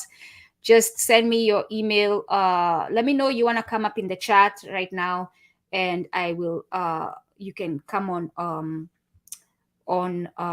with your, send me your email to kumbukeni1@gmail.com, and I will send you the link to come on and join me on stage. So 15 steps to African unity. This is Sheikh Anta Diop, Black Africa, the economic and cultural basis for a federated state. So a united Africa. In conclusion, we can specify the following 15 essential. See, he says 15. So that was an error. 14 right there is an error. 15 essential points as basic principles for concrete action. To restore consciousness of our historic unity. That's number one. To restore consciousness of our historic unity. So the awareness in us that we need to be united. We need to restore that. That spirit, that African spirit of oneness throughout the continent, right? Where you see yourself in your brother sees themselves in you. When I talk about brother, I'm talking about both male and female, because there is that fluidity in Africa. When you speak Kiswahili and other languages, I speak Kikamba as well, you realize when we're using pronouns, you won't hear he, him, her, those. It's just that person, the person, right? So you cannot yeye in Kiswahili can be either feminine or masculine. So there we go with that. When I say brothers, I mean my brethren, my African brethren. Ndugu zangu. How about that? I'll say ndugu zangu wa Afrika, right? To restore consciousness of our historic unity. That's the first step towards African unity. Number two, to work for linguistic unification on a territorial and continental scale, with a single African cultural and governmental language superseding all others. The European languages, then, whichever they may be, would remain in use or be relegated to the status of foreign languages taught in secondary schools. Let's be very clear. So that number one, to restore consciousness of our historic unity, how does it apply today to Niger and the situation in Niger? It applies because me, Nduku, who was born and raised in Kenya, lives unfortunately in the United States, has never been to Niger, but for me, this is a matter that is of concern to me. And today I want to stand with my brothers and sisters, despite the fact that I've never met them. But I want better for them. I don't want destruction and killing and chaos in Niger. And because of that, because of the unity that I see between myself and them, I stand up and join them against imperialism and exploitation by France.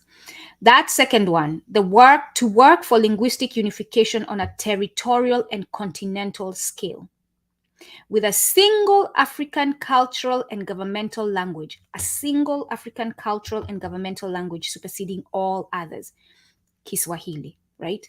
With Kiswahili superseding French, superseding English, superseding Chinese, superseding all our other African languages. So we have Africans who talk about, oh, if we start speaking Kiswahili, I'll give up my language, I'll forget my language. You ask how many Kenyans have Kiswahili as the national language, Tanzanians have Kiswahili as the national languages, but we still speak Kikamba.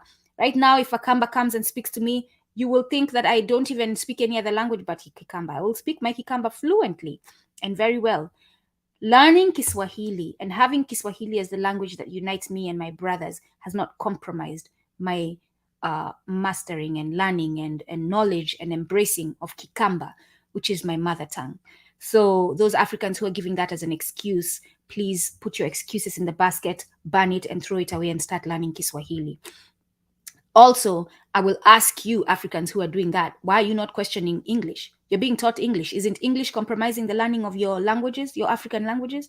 Why are you so quick to embrace English and not Kiswahili? I will ask you that and ask yourself that. So Sheikh Anta Diop says to work for linguistic unification on a territorial or continental scale, with a single African cultural and governmental language superseding all others.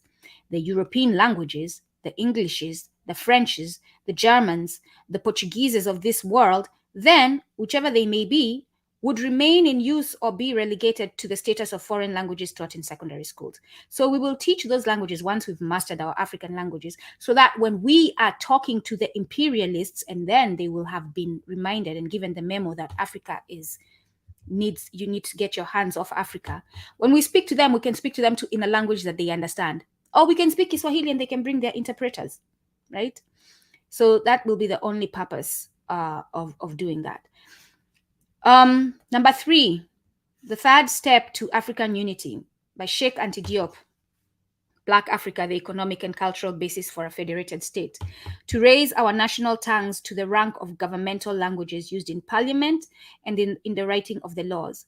Language would no longer stand in the way of electing to parliament or other office a person from the grassroots who might be unlettered. So in those countries where you decide that someone is not going to run for presidency because they don't speak English, that should not be a problem anymore, right? Because in that government, you will have your laws written in Kiswahili. I know Tanzania is very good about this. I have watched President Samia several times giving her speeches in Kiswahili. They teach all their education, including math, is taught in Kiswahili. Asante sana, Janet. Napenda Kiswahili pia. So again, the third step to African unity is to raise our national tongues to the rank of governmental languages used in parliament and in the writing of the laws. Language would no longer stand in the way of electing to parliament or other office a person from the grassroots who might be unlettered. You, African, I will ask you, if you are independent, why are you speaking the foreigner's language in your independent governmental affairs? The fourth step to African unity, to work out an effective form of representation for the female sector of the nation. So whoever came in and introduced this notion that the woman is minor to the male. The woman has no role in society beyond cooking and taking care of the children and taking care of the family. Sheikh Anta Diop is saying, forget that notion and work out an effective form of representation for the female sector of the nation. I, as a female, I'm saying, step aside if you're that type of person who has that mentality, and let me show you what I can do, joined by my sisters. We're not saying we will take over. We're saying we want to work with our brothers and as well.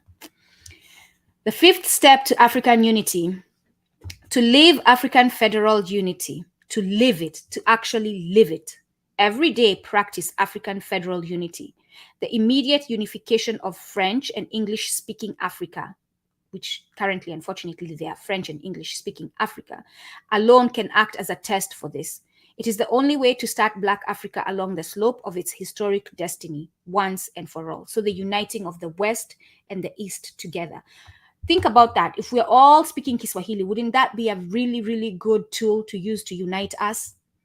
Because the thing that has divided us is that you speak French, Portuguese, and whatever other language, and we speak English and we don't understand the French. So if we have that African language that we all understand, wouldn't that be to our benefit?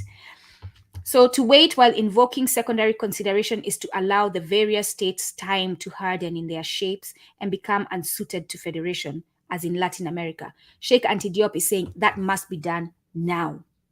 For those of you who say, oh, let's wait, let's take time. The Europeans tell you, take your time. These matters take time. No.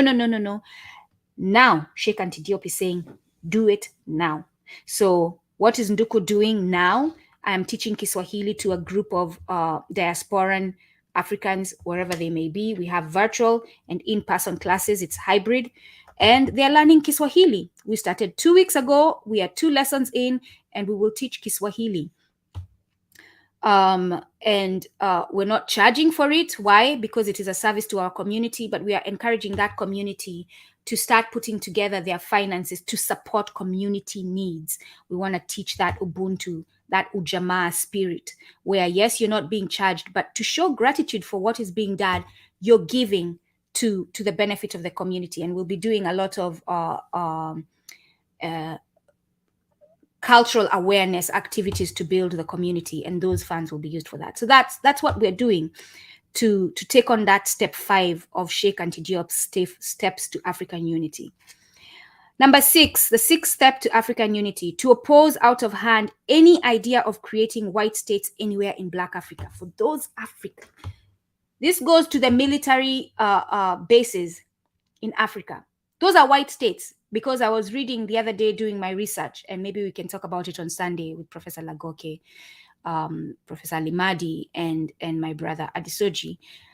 But the US, when it has a military base in your country, basically US law is governing that area of your country. So that area is literally theirs. So in your country, you have created white states. And Sheikh Anta Diop is saying to oppose out of hand any idea of creating white states anywhere in Black Africa, including South Africa, no matter where the idea comes from, no matter whether it comes from a Black-looking person. Sheikh Anta Diop is saying oppose it out of hand. That is step 6. Step 7, to make sure our constitution is so written that no industrial bourgeoisie can come into being. This would prove that we are truly socialist by preventing in advance one of the fundamental ills of capitalism. Who today would oppose a preventive measure of this sort against a class that does not even exist in Africa? Sheikh Anta Diop is telling us this capitalism where those who control the machines are the ones who control the people, we must say no to that. And we must make sure not only do we say no to that, but we write it in a constitution, in writing. And there are others who have, and maybe he's gonna propose that, we'll see. Actually, let me stop, is it going ahead of the cart? Whatever the saying is, let me stop going ahead of myself and just read them as they are. So to make sure our constitution is so written that no industrial bourgeoisie can come into being. This would prove that we are truly socialist by preventing in advance one of the fundamental ills of capitalism. Who today would oppose a preventive measure of this sort against a class that does not even exist in Africa. Step 8 to African unity: to create a powerful state industry, giving primacy to industrialization, development, and mechanization of agriculture. He's not saying go and get aid. He's not saying bring in food from the US or China or wherever. He's not saying take your goods to your resources to France, to Europe, to Switzerland, take your chocolate there, your cocoa, and let it be processed there, and then it's going to be sold. No, he's saying let's do all that in Africa to create a powerful state industry, giving primacy to industrialization, development, and mechanization of agriculture. Step 9 towards African unity, according to Sheikh Anta Diop, is to create a powerful modern army, possessing an air force and endowed with a civic education that would make it unlikely to indulge in Latin American type purchase. That word, I will enter it in the chat. I always have a hard time every time I read this, pronouncing that word. Anyone who knows how to pronounce that can let us know. I think I wrote it the right way. That's the word, right? So he's saying to us that when we do create that modern army, that powerful modern army, and he's saying we are united now, right? It's an African army. It's not a Kenyan army. It's not a Ugandan army. It's not a Nigerian army. It's an African army, that they must be endowed with a civic education, right? You cannot just recruit people into military without educating them. Otherwise, they'll be murderers that you're giving weapons to murder people. They must be educated in civic education. I also say that they must be educated in socialism, just social studies, how to relate to other human beings, right? Step 10 in the 15 steps towards African unity by Sheikh Anta Diop is to create the technical institutes without which a modern state cannot exist. Nuclear physics and chemistry, electronics, aeronautics, applied chemistry, and so on. We need to create them in Africa. So in Africa, in order to support that state, that modern state, we must create technical institutes, nuclear physics and chemistry, electronics, aeronautics, applied chemistry, and so on. And as far as aeronautics now, I know this is a practice that is carried out in Kenya. The people who come to the school to learn aeronautics, they pass because of how they performed, not because they paid you bribe, right? That is a practice that is carried out in an institution, in an education institution in Kenya of aeronautics, where apparently some students will be passed because they paid some money, they bribed the administration, and some will be failed because they didn't pay that money. That should not happen in this step that Sheikh Anta Diop is telling us.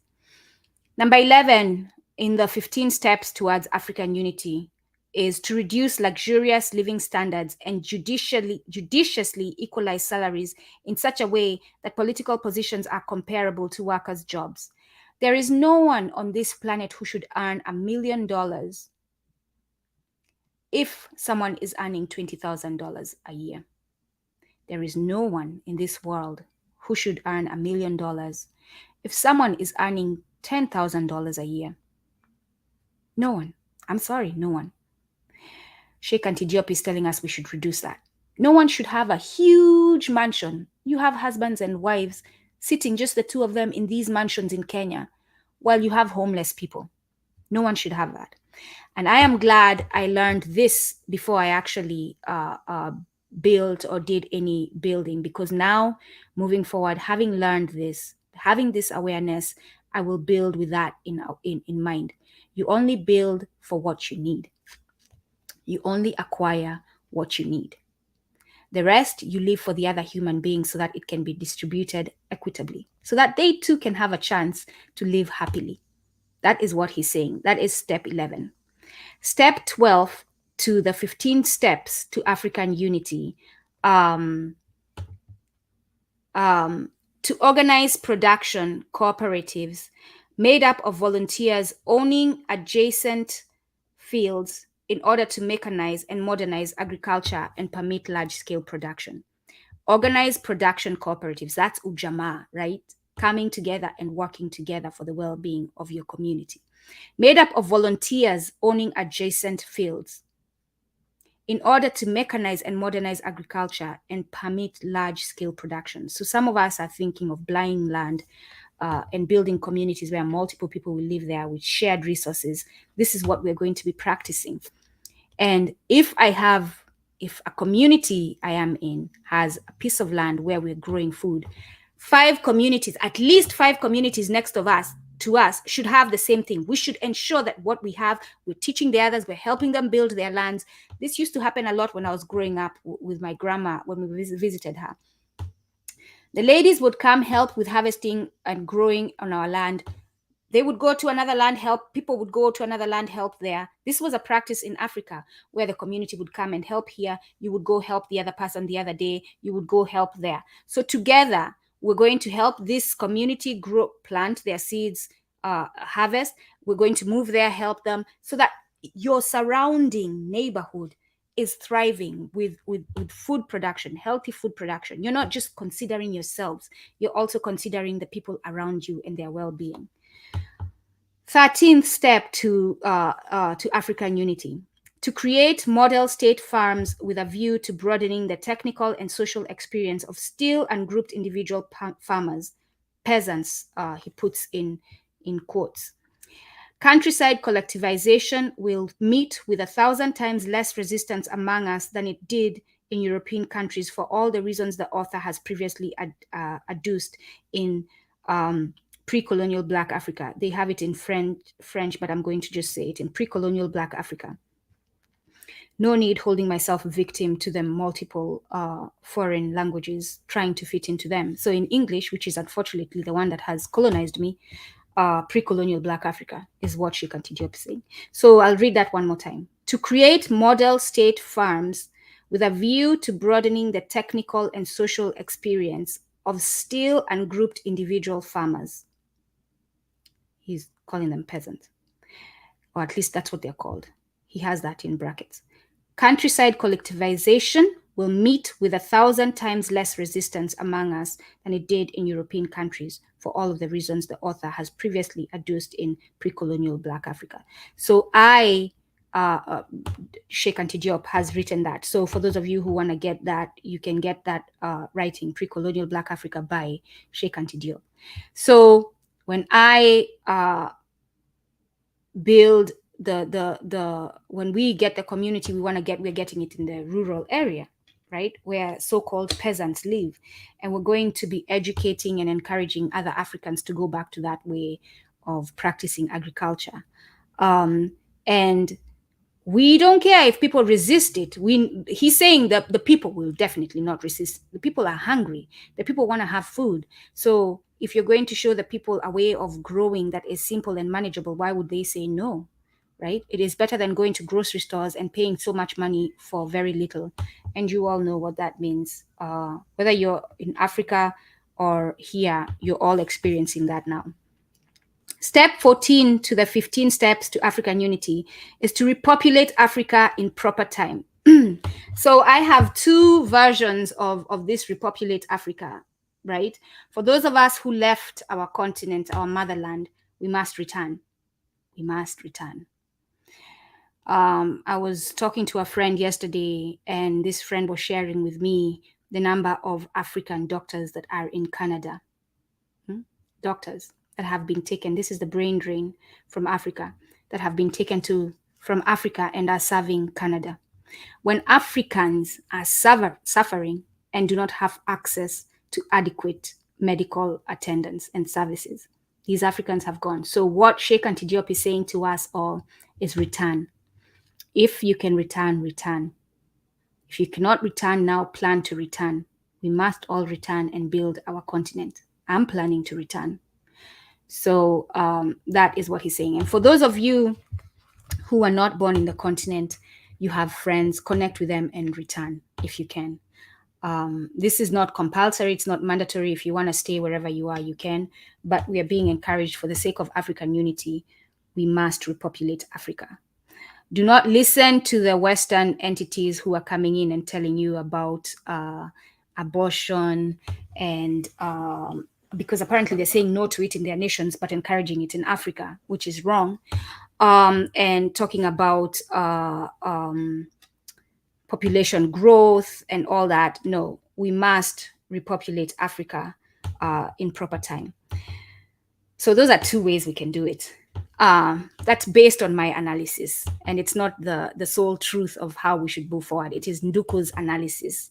I welcome all other analyses. The 15th step to African unity is to carry out with conviction a policy of full employment in order progressively to eliminate the material dependence of certain social categories. So, to carry out with conviction a policy of full employment in order progressively to eliminate the material dependence of certain social categories. All right? To carry out with conviction a policy of full employment, that where you take it on, not employment literal, but take it on, in order progressively to eliminate the material dependence of certain social categories. So we again, he is literally telling us in a nutshell to go back to that simple way of living, that is not excessive and draining at the risk of having some people not have enough.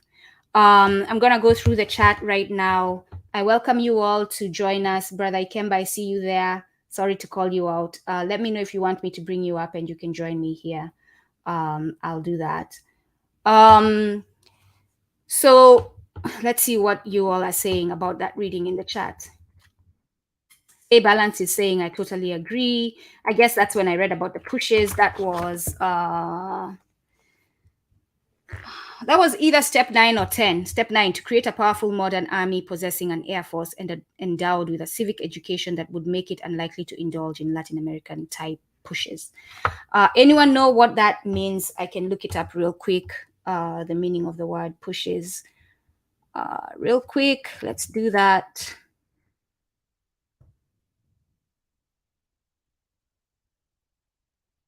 Push is a quick and dirty overthrow of a government. It tends to be used most often for places that experience a lot of these.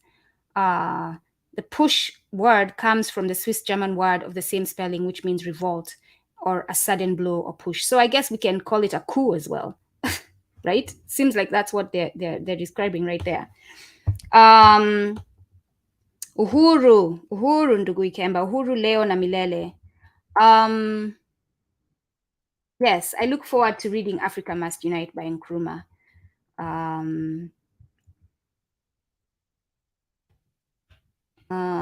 Yes, we do charge colonialism and genocide. Yes, Brother Ikemba, we do. And these colonizers are most definitely guilty as charged.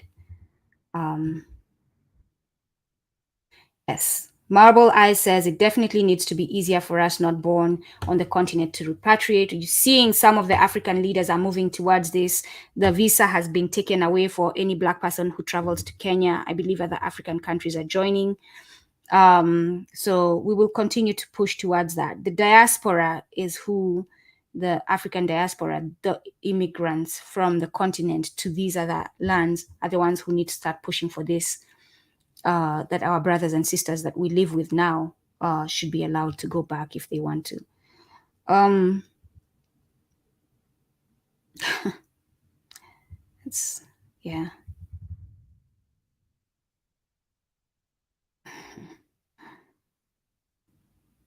Yes, J-type at. I agree with all 15 steps as well. All right, Ndugu Ikemba. Feel free to come up. Really, we had Dr. Lagoke. Just come up, say your thoughts. You don't need to look pretty. That's okay. We're good with how you look. Who cares?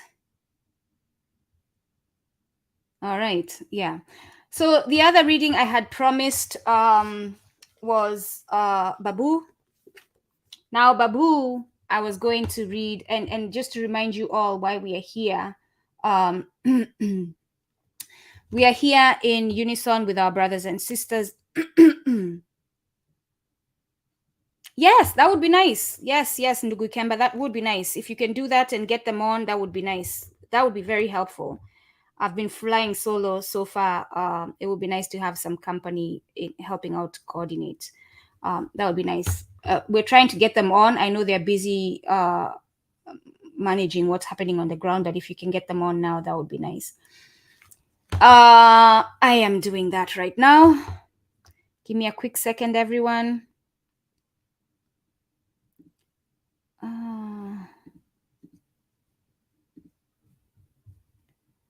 Give me a quick second.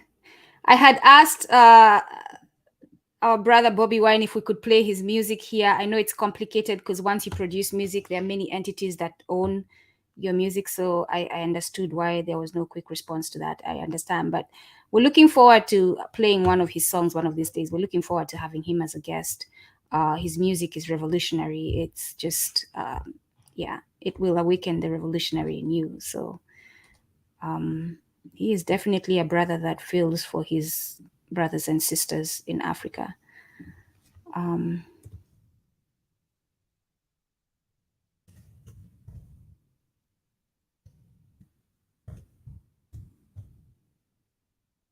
Right, making sure our brother has that link so that they can come on. There we go. All right. So I'm just gonna quickly take a glass of water, mute myself. You don't hear me swallowing, just a quick second.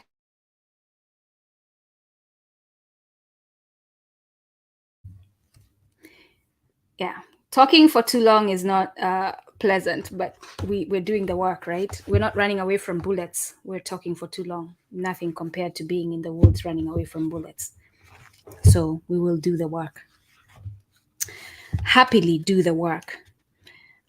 Two pieces I wanted to read of his, one on Pan-Africanism, but before I do read that, and this is all related to Niger, right? The reason I'm reading about Pan-Africanism is to show why what is happening to Niger is not Niger's problem only. It is our problem as Africans, wherever we may be. And we must stand up and support our brothers and sisters. We must say no to any military invasion because, as I read before, we started with the Swahili proverb, right? Let me go back and read it to you all again. Ndovu wawili wakipambana, ziumiazo ni nyasi.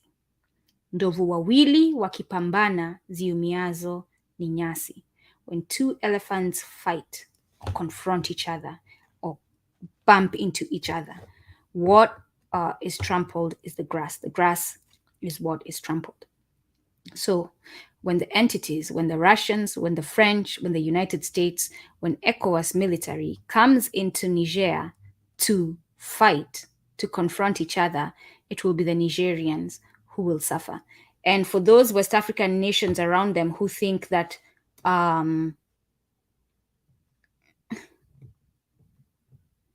give me a quick second. I'm also coordinating with people to come on. Okay. For those of you who are saying what is happening in Niger has nothing to do with me, you better wake up, because the people will be running into safe areas, and the safe areas around them is your nations. So the problem there will become yours, whether you accept it or not. Whether you want to call yourself a Pan-African or not, the problem in Niger will become yours very, very soon if they are attacked militarily. Very, very soon, and you will realize it. All right. Hopefully we do not come to that end. So I'm going to read the book that I'm reading. How are you going to defeat the Europeans?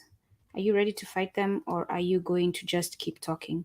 Lilesa, you can continue worrying about that, and we will figure out the solution to that, right? Yes, I agree, Medneteru or Medneta. Push is ku, same meaning, different language. I agree. Yes, Africans fighting against Africans is the worst thing, and it must stop. Sankara asks, why are you, he states, the only reason you're picking up arms is to fight fellow Africans. You don't have enough military capacity to fight these nations with nuclear power. So the only reason you're holding arms is to fight a fellow African. And then he asks, why are you fighting your fellow African? Why are you fighting your fellow African as an African? That is a good question that we must all sit with. So we are here today in support of our brothers and sisters gathered in DC today at the DC Embassy of France.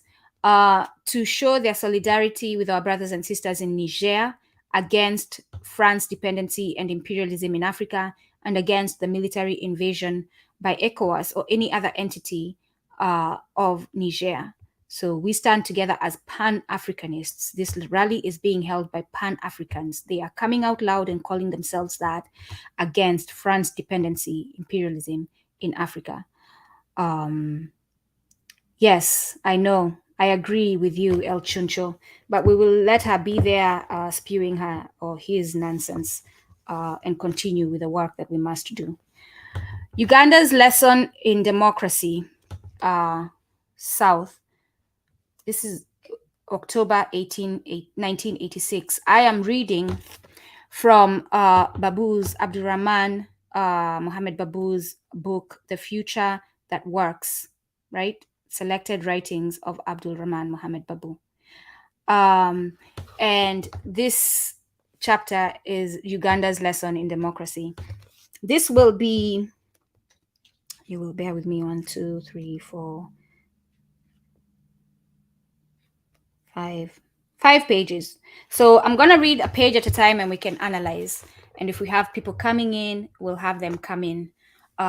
So as we support our brothers and sisters against this military invasion in Niger, and we let them decide what they want for their nation, we're going to be going through what those who came before us observed as they were analyzing the problems in Africa and the solutions that they gave us, they left with us. That's what we're doing, because we need solutions. We need solutions so that the coups can stop. We need solutions so that the militarization of Africa can stop. So as we support and stand together with Niger, we're talking about how do we address these problems that are affecting Niger and the rest of Africa, because what's happening in Niger is not isolated. It is happening everywhere in Africa today. Babu says, the political and economic crisis that has gripped Africa in recent years is of the classical kind in social evolution, in which the old is dying and the new cannot be born. That's in quotes. Old is dying and the new cannot be born. 2 decades of post-colonial experience and the eruption of unmanageable poverty, in which hundreds of thousands of poor peasants are left to suffer the most agonizing death by starvation, while their political leaders are engaged in other preoccupations, has led to profound disillusionment with the post-colonial political tradition. The people no longer believe what they used to believe. I do like to mark my book, sorry. Nowhere has this revulsion against the old been more dramatically revealed than in South Africa, where, against all odds, the youth have taken over the townships on their own initiative and through their own organization, independent of the old political tradition, black or white. Recent events in Uganda and the maturation of the Eritrean situation in the Horn of Africa reflect the same revulsion and/or revolution which is sweeping the continent. The Ugandan example has captured that mood at a critical moment, and the tide of the national resistance movement rose simultaneously with that of general resentment, so that most Ugandan youth, and not only Ugandans, could identify easily with the movement and give it undivided support. This has achieved an African near miracle. For the first time in modern African history, ordinary young men and women, in brackets, 26 of them to begin with, organized into a resistance movement against a formidable militaristic dictatorship, gradually amassing popular support until they defeated not only the Obote state, but the military establishment which sustained it. This is no mean achievement in a continent in which the military is supreme, overthrowing established civilian governments or each other on a regular basis, and in the process making havoc of the social and economic basis of our societies, while the masses are reduced to passive bystanders. Like, this sounds like he's talking about today. Different entities, Obote instead of Museveni, but it sounds like he's talking about today. He wrote this in 1986, and it sounds like he's talking about today, right? And it's amazing. And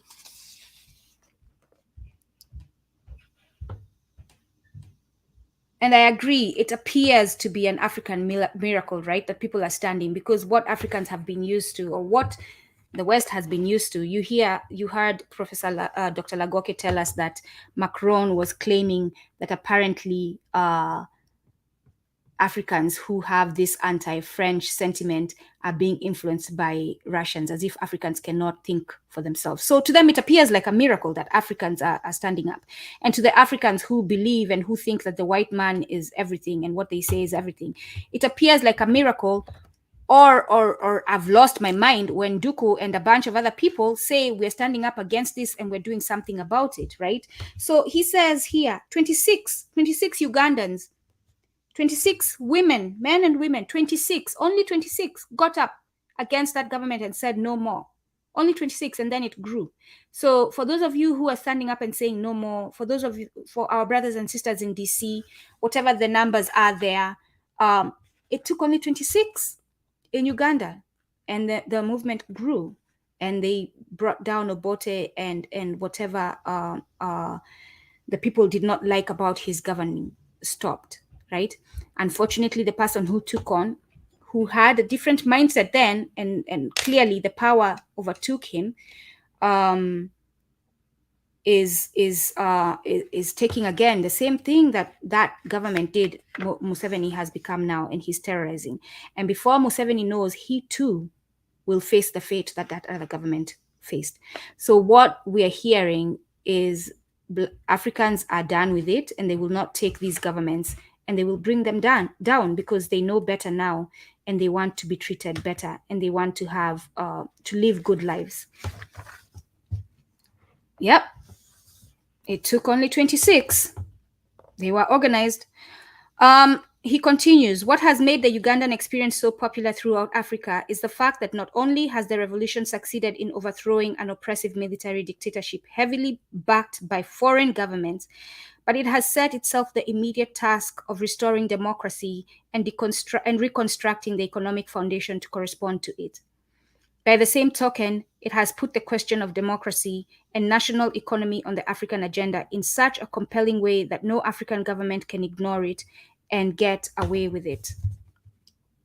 In most parts of Africa, the saddest experience is the destruction of democracy, the denial of the right of a people to participate in the making of decisions affecting their lives, the right to freely elect their representatives to the councils of the nation, and to recall them when necessary. Because what happens to you when you don't meet the terms of agreement of your employment? You're fired. So why should we not start firing these leaders who do not meet the terms of agreement of their employment? And to recall them when necessary, the right to utilize their latent human and natural resources without interference, and the supreme right essential for human survival, the right to engage in productive activity. And the economic objectives that necessitated this errant destruction of democracy proved not only unattainable, but actually led to the cesspool of graft, fraud, and corruption from which there appears to be no way out. So when the new Ugandan revolutionary government set its new objectives in politics, democracy, in economics, the provision of food, clothing, and shelter for the people, those outside Uganda took note. For in effect, it has set a new direction for the entire continent to emulate. It marks a decisive departure from the old colonial and post-colonial path. Africa has up to now been experimental with democracy, if not altogether suspicious of it. Stability was regarded as primary and democracy secondary, and therefore the establishment of law and order was given the highest priority. Like the colonialists before them, the new leaders believed Africans were not yet ready for democracy. President Kwame Nkrumah of Ghana was the first to introduce the one-party state in Africa, and in his case in the name of socialism and African democracy. And to make his transition to socialism more effective, he enacted the preventive detention laws, which empowered him to lock up any troublemaker indefinitely without recourse to the courts. So we see Babu disagreeing with Nkrumah there. And for me, the democracy that Babu is talking about is not the democracy we know in the West, because we know that not every human has a right to vote in the United States, right? They call themselves a democratic nation, but we know that they're interfering with voting rights.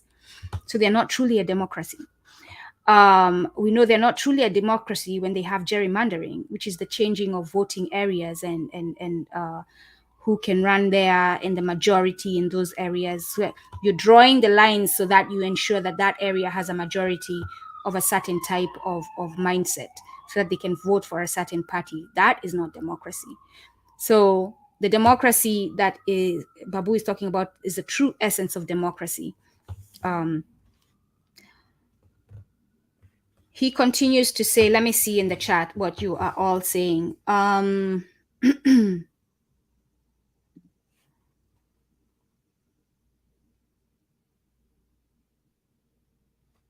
Yeah.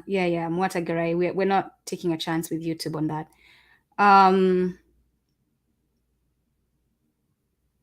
Agreed.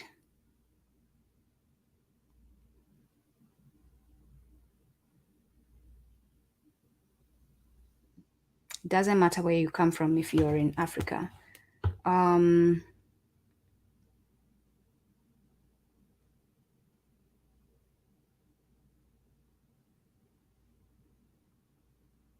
Yeah. Yes, Mwatagarai, the Electoral College in the United States, right? I remember the first time I learned about the Electoral College. That's another thing that calls out the idea of democracy in the United States. So you all vote. The nation votes. And then I forget how many they are, a very minute number of individuals compared to the population of the United States comes together and decides who the winner is. And a couple of times they're supposed to choose the winner based on how their people in that area choose the winners, right? But a couple of times they have gone against what their people chose. So in that essence, the people have not chosen. And if it is a democracy and the people are voting and you're counting individual votes, why do you need another body to determine what the votes are? So again, no one is truly practicing democracy. And Babu is not talking about that type of democracy. So in quotes, democracy. And we have to be careful as Africans as we consider taking it on. So he's criticizing Nkrumah for wanting socialism and African democracy. And this is where I was saying we all need to come together and analyze the different observations given by our ancestors, the different issues we are facing, different solutions, and figure out a way forward that works for us now. Excuse me. This mode of government became so attractive to the new elites of emerging Africa that it set a pattern for practically all the newly independent states, all abrogating the existing constitution and establishing a one-party constitution, all in the name of either socialism, African democracy, or African tradition or authenticity. But whatever it was called, in effect, the system denied practically all basic civil rights. So once you carry out your coup, once you carry out your putsch, I'm assuming in German it's putsch, figure out something that does not violate the basic civil rights of the people. And as long as whatever you bring in does, just start counting down to the next coup, because the people will rise up against you. It is ironic that colonial rulers went to great lengths to establish independent constitutions, which departed significantly from the dictatorial rule they had practiced hitherto. But as soon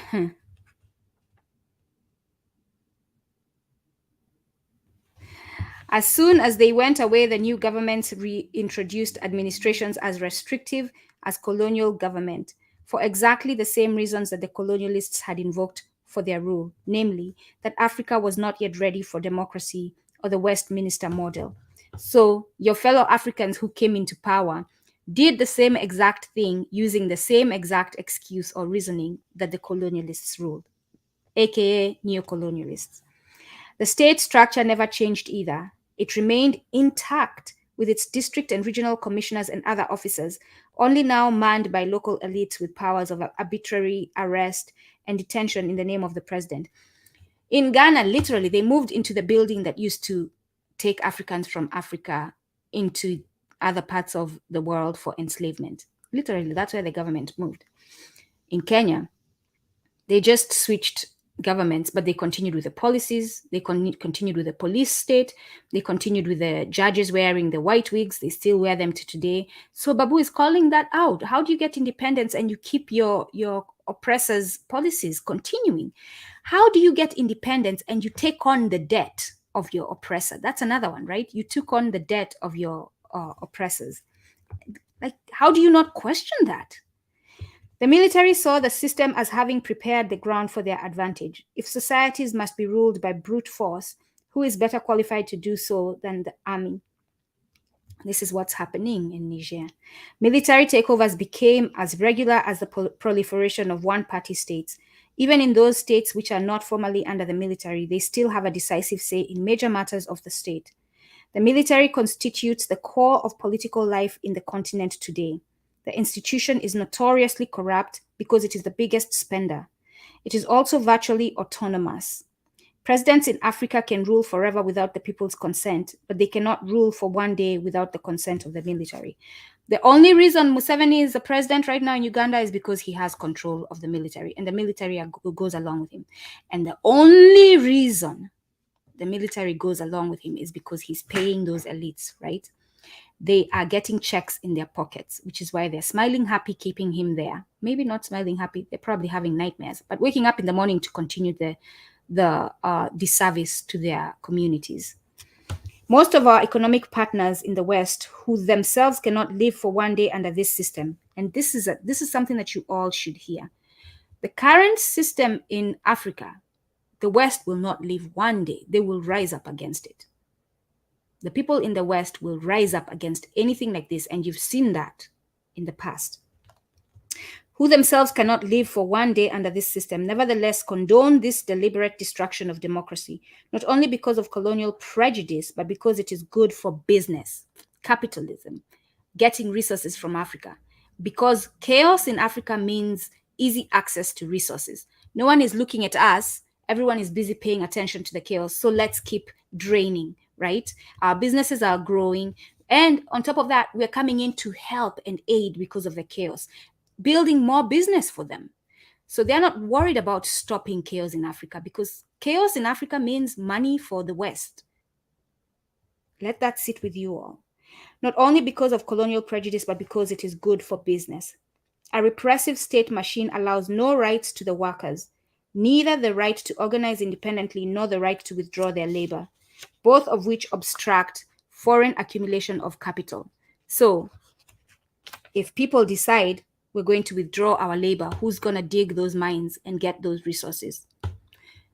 You're not going to have the cheap labor. If people decide today we're withdrawing our labor, who's going to get the cobalt in Congo? Those children who you're hitting and pushing, if they decide today, kill me before I go back, what are you going to do? So business is going to be bad. They're not going to get resources unless they bring their own people. And then their people will not do it for minimum wage. They will ask for adequate and fair wages. So I don't know if that's a business choice they want to take. The right to organize independently, right? You've seen both of those criminalized, the right to organize independently. We know a few entities in the US that are currently being criminalized because they are organizing independently against oppression, against imperialism, against colonialism, right? And so because of that, both of these things, which is why they're criminalized, the right to organize independently and the right to withdraw one's labor when you're not happy with the conditions of it, those two will obstruct foreign accumulation of capital, which is why foreign entities criminalize those two actions. In other words, in many instances, there is a coincidence of interest between our ruling elites and our foreign economic partners. The former repress, the latter exploit, for the benefit of both and at the expense of people. Now, you all know and experience this. If you are a revolutionary, you know and you have experienced this in your life. In other words, in many instances, there is a coincidence of interest between our ruling elites, ECOWAS, and our foreign economic partners, France. The former repress, ECOWAS is repressing Niger, and the latter exploit, while France is exploiting Niger. For the benefit of both those leaders in ECOWAS and the French, and at the expense of the people, and at the expense of Nigerians and all the other Africans, including Nigerians, who will suffer from a military invasion in Niger. This African reality of the last 2 decades has culminated in the worst economic experience of our history. It has reduced the masses of the depths of human suffering and degradation, televised to the world. You've all seen those wars. I'm sure those of you who still watch news, I don't, I've been seeing it online. Niger, the coup, Niger, France, Niger. Same day, 50 times. Loop of the same news, right? The reality, however, has also invoked the most profound rethinking about our past, present, and future. Whither Africa? Whither Africa? In a question he asks, has become the most urgent question in the continent. Even President Julius Nyerere, one of the earliest advocates of the one-party state, was recently reported as expressing doubts about the functional usefulness of the system. Above all, the dramatic victory of the people over the military establishment in Uganda and the new visa it has opened have attracted widespread attention. We can learn several lessons from this experience and its potential as a pathfinder to democratic and economic reorganization of our societies. It is not enough to reject the old without creatively constructing conditions for the new direction. Otherwise, we will end in an impasse. That's impasse.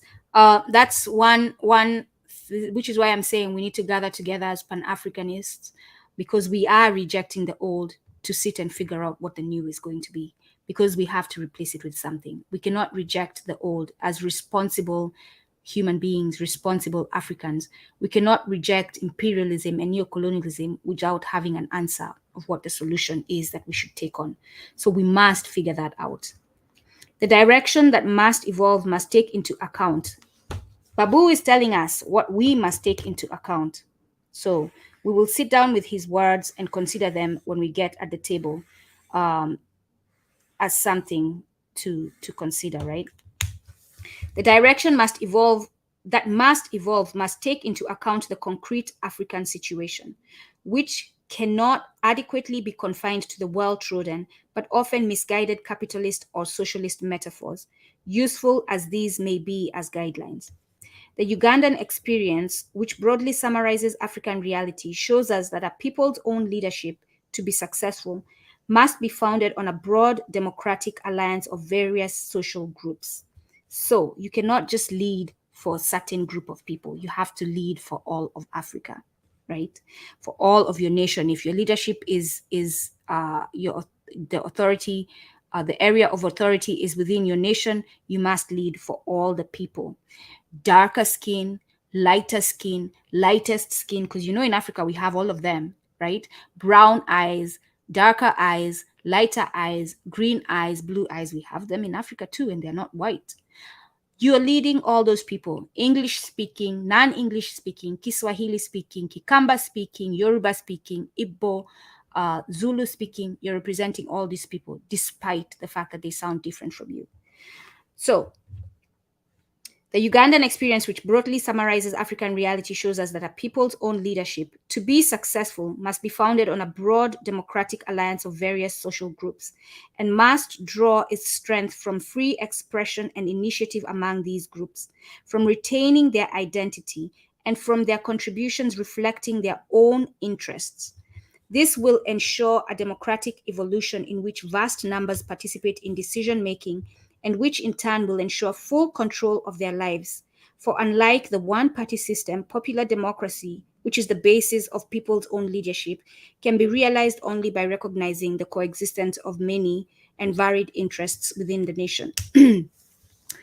Babu is telling us what we do in our families, right? Father, mother, children, the way we make decisions where you're considering everyone's interests, everyone's needs, everyone is heard, right? We're not talking about the dictatorship type of family where the father barks and everyone just falls along. No, we're talking about the family today where everyone's needs are heard, right? You have a child that's struggling with school. You have a child, you give them more attention.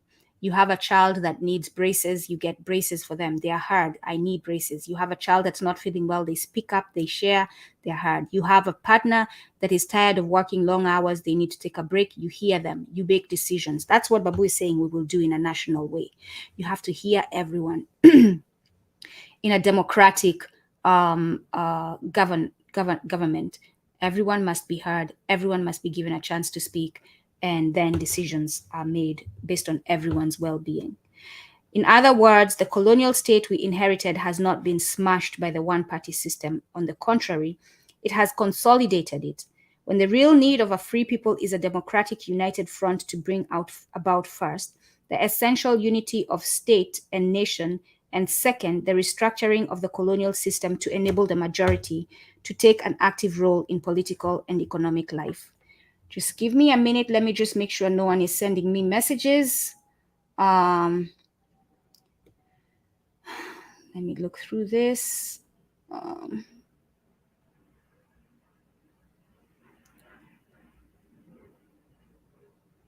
Just quickly. All right, we are good. Again, if you want me to send you the link so that you can come up and share your thoughts, just email us at kumbukeni1@gmail.com. All right, so that's kumbukeni1@gmail.com, and I will send you the link to come and join us here. We are here in support of our brothers and sisters in DC who are rallying against, holding a Pan-Africanist rally against France dependency, imperialism in Africa. They're asking, demanding that France get out of Africa, and death to Franc-Afrique. They're out there currently in support of Niger, Senegal, Chad, etc., which means all the other spaces where France is exploiting and controlling Africans. We just spoke about Ivory Coast, and those of you who haven't seen that video, you can look it up. Ivory Coast citizens standing up against military. I guess that will get you somewhere where you can see it. Let me look at the chat. What is being said here? Let us know why you're against the the military invasion of Niger, and why you're standing up in unity with our brothers and sisters.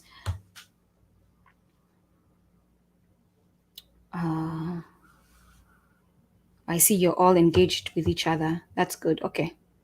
I will let you continue your conversation there.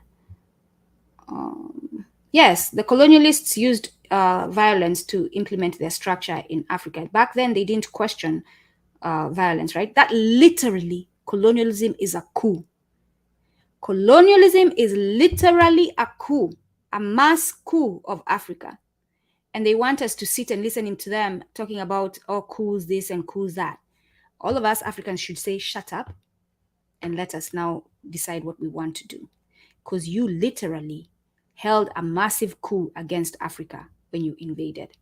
So you have no moral ground, oppressor. The replacement of the colonial state will not only restore our democratic rights, but will also give us a new insight into our economic reality and the way to change it. The economies that form the foundation of our societies are not our economies in the real sense. They are an extension of the metropolitan economies. This is so because our countries were annexed to the European capitalist economy for more than a century, and as a result, they have evolved in a specific, historically determined way, with a definite mode of production which principally served the production and consumption needs of that economy that had annexed them. Consequently, they have subordinated their production to the metropolitan markets, which siphon off almost all their economic surplus, leaving hardly anything for the national accumulation essential for extended reproduction. So we're not building our economies in Africa, Babu is saying. We're building the economies of those who are taking resources out of Africa. To understand it well enough to change it, therefore, this situation needs to be looked into in the context of its own reality and not from outside. So look at it from what? The African context, not from the international context. So those European nations, those Western nations who are coming out talking about they agree, they don't agree, shut up. Sit to the side. Let us decide. The Africans decide what we want for Niger. You shut up and sit to the side, right? That's what Babu is saying. To understand it well enough to change it, therefore, this situation needs to be looked into in the context of its own reality and not from outside. The process must begin by raising the most fundamental question: how to change this situation in order to bring about conditions for economic formation that will ensure steady development of economic and political well-being. And the guideline to a realistic answer must begin with the recognition that ultimately the solution is internal, since, as we know, external causes are only the condition of change. External causes are only the condition of change, while internal causes remain the basis of change. So external causes are superficial change. They're really not change. It is temporary. But internal causes of change, internal causes of revolution remain the basis of change. Only a free people can be the effective agents for changing the base. And only by changing the base can conditions be created for the new to be born, the establishment of a lasting and genuine democratic system. So that's the end of that piece. I'm going to look quickly at the chat. We'll take another quick break, couple of minutes, and then I'll come back and read one more piece, and we will call it a day, asking you all to go out on the internet and reach out to our brothers and sisters. You can comment. They don't have a hashtag yet. Let me ask them if they want to put out a hashtag that we can all hashtag to in support of them. And we can do that. Let me just quickly ask them.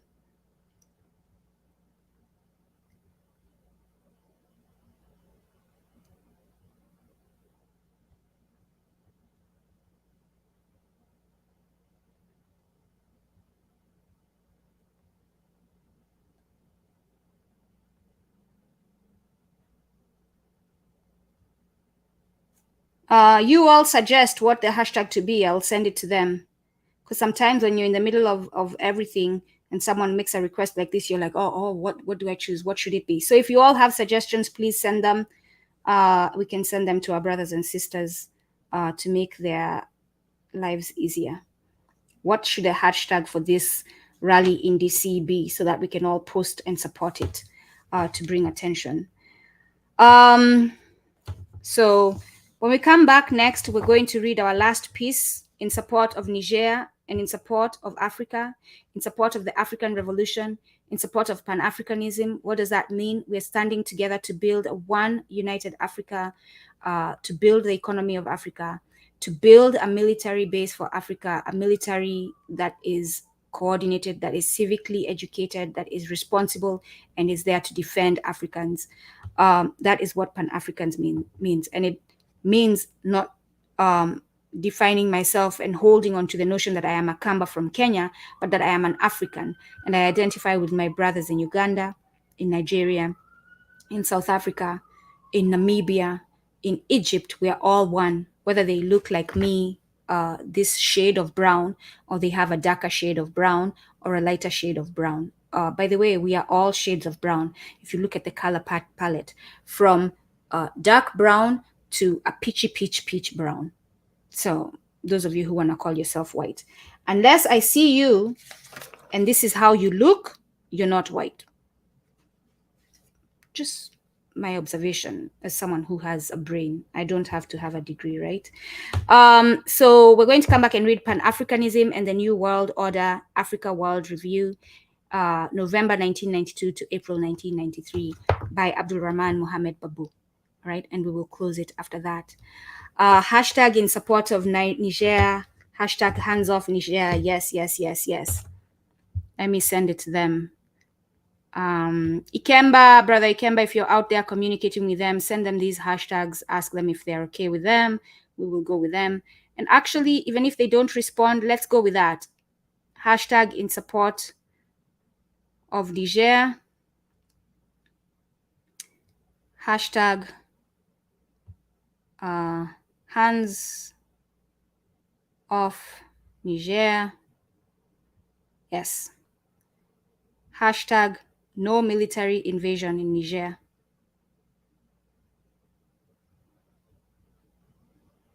That's a long one, but we'll take it. In Niger.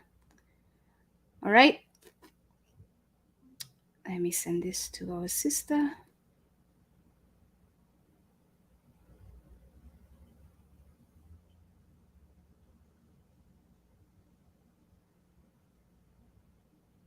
All All right, y'all. We'll come back in a couple of minutes. Take a break. Thank you.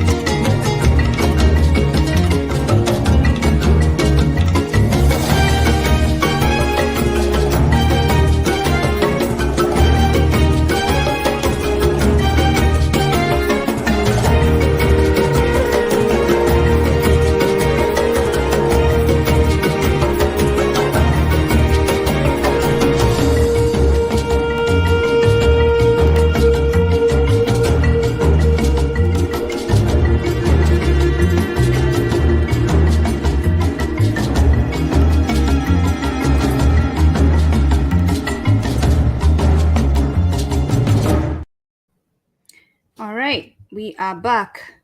Thank you all for your patience. We're going to do one. Enough is enough, France. I like that one. Enough is enough, France. I like it. I like it. Let me send that quickly.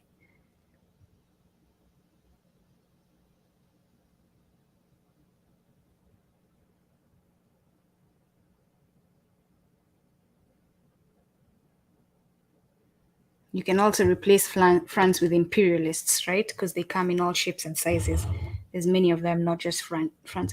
And now actually they operate as one, right? The EU, NATO, they operate as a united front. So we must as Africans identify those entities that they have built that help them to organize against us in a united way. So we need to build some where we're organizing against them in a united way. So the African Union is currently saying no to military invasion of Niger. ECOWAS is still insisting on a yes, and they're still sitting. So I hope they identify the authority that the African Union has over all African nations and realize that they are an entity that only covers certain nations in Africa.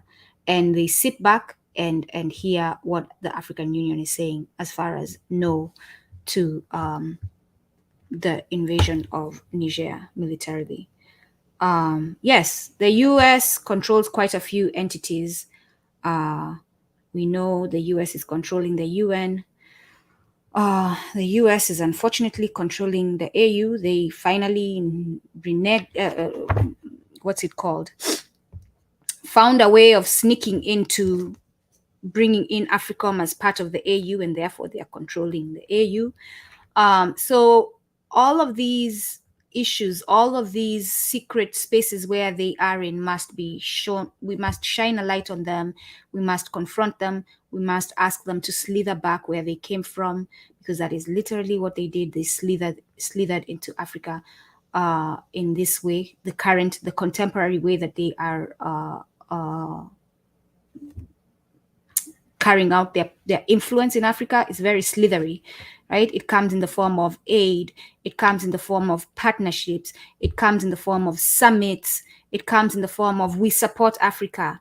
But when you look at the terms, you clearly see whose interest is prioritized, and Africans need to start critically looking at these terms before they sign that paperwork for the sake of Africa. We're going to read our last reading. It is just as long as the other one. These are writings, speeches by Babu, Abdurrahman Muhammad Babu, our Zanzibarian brother, who left us his great observations of what was the situation of Africa and his suggested solutions. And as Babu is criticizing Nkrumah, it goes to show that yes, no individual is perfect. Even Babu might have areas where we will criticize them. Myself, I have areas where you will criticize me. But we as Africans should understand to not expect perfection of our leaders. Yes, we do not want neo-colonialists, but just because a leader has a flaw or two or you disagree, do not completely throw out the baby in the bathwater. We need to come together, look at what is good and what works for us, and restructure and rebuild Africa, and put together policies and a constitution as advised by Sheikh Anta Diop that will support Africa's well-being. So let's get into this one, and then we'll call it a day. We will go online and support our brothers there in our own individual way with the hashtags that were suggested. I like that. No to imperialism. I love that J type. But asante sana. Wacha niongeze. Let me add that. No, and it's capitals too. I like that.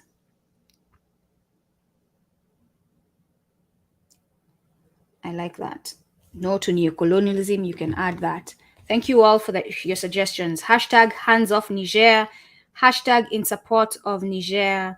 Hashtag enough is enough France. Hashtag no imperialism. So, Pan-Africanism and the New World Order. Africa World Review. I don't know why a lot of us Africans shy away from calling ourselves Pan-Africanists. We have been told by all those who came before us, an organized unit will defeat imperialism. So we have to organize ourselves to have an organization, to be able to organize. That's why we get names, so that when I say, oh, this is what, oh, we're good, we're together, right? So that Pan-African name, my encouragement to fellow Africans is, do not shy away just because you know one or two Pan-Africanists who did not act well. Let's confront those things that you identified in them. Let's look at ourselves and see how, hold on real quick.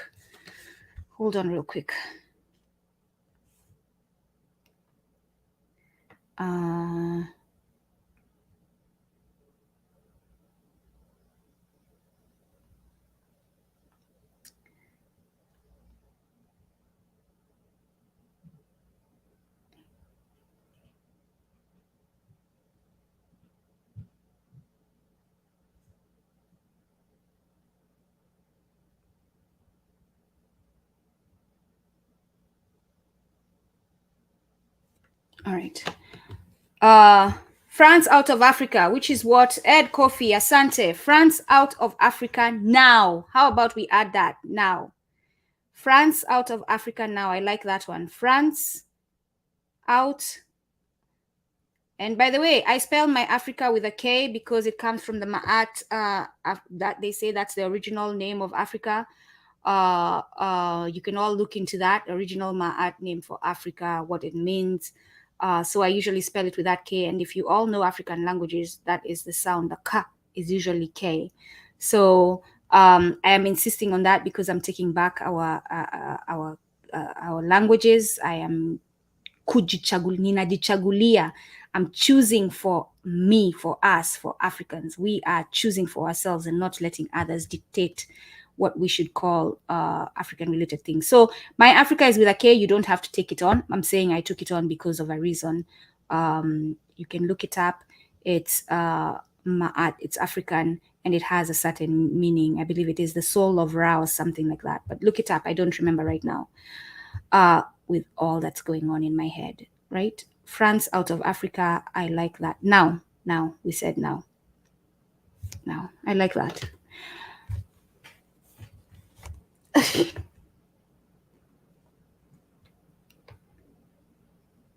I sent it to the wrong people, so let me just copy it and send it to the right people.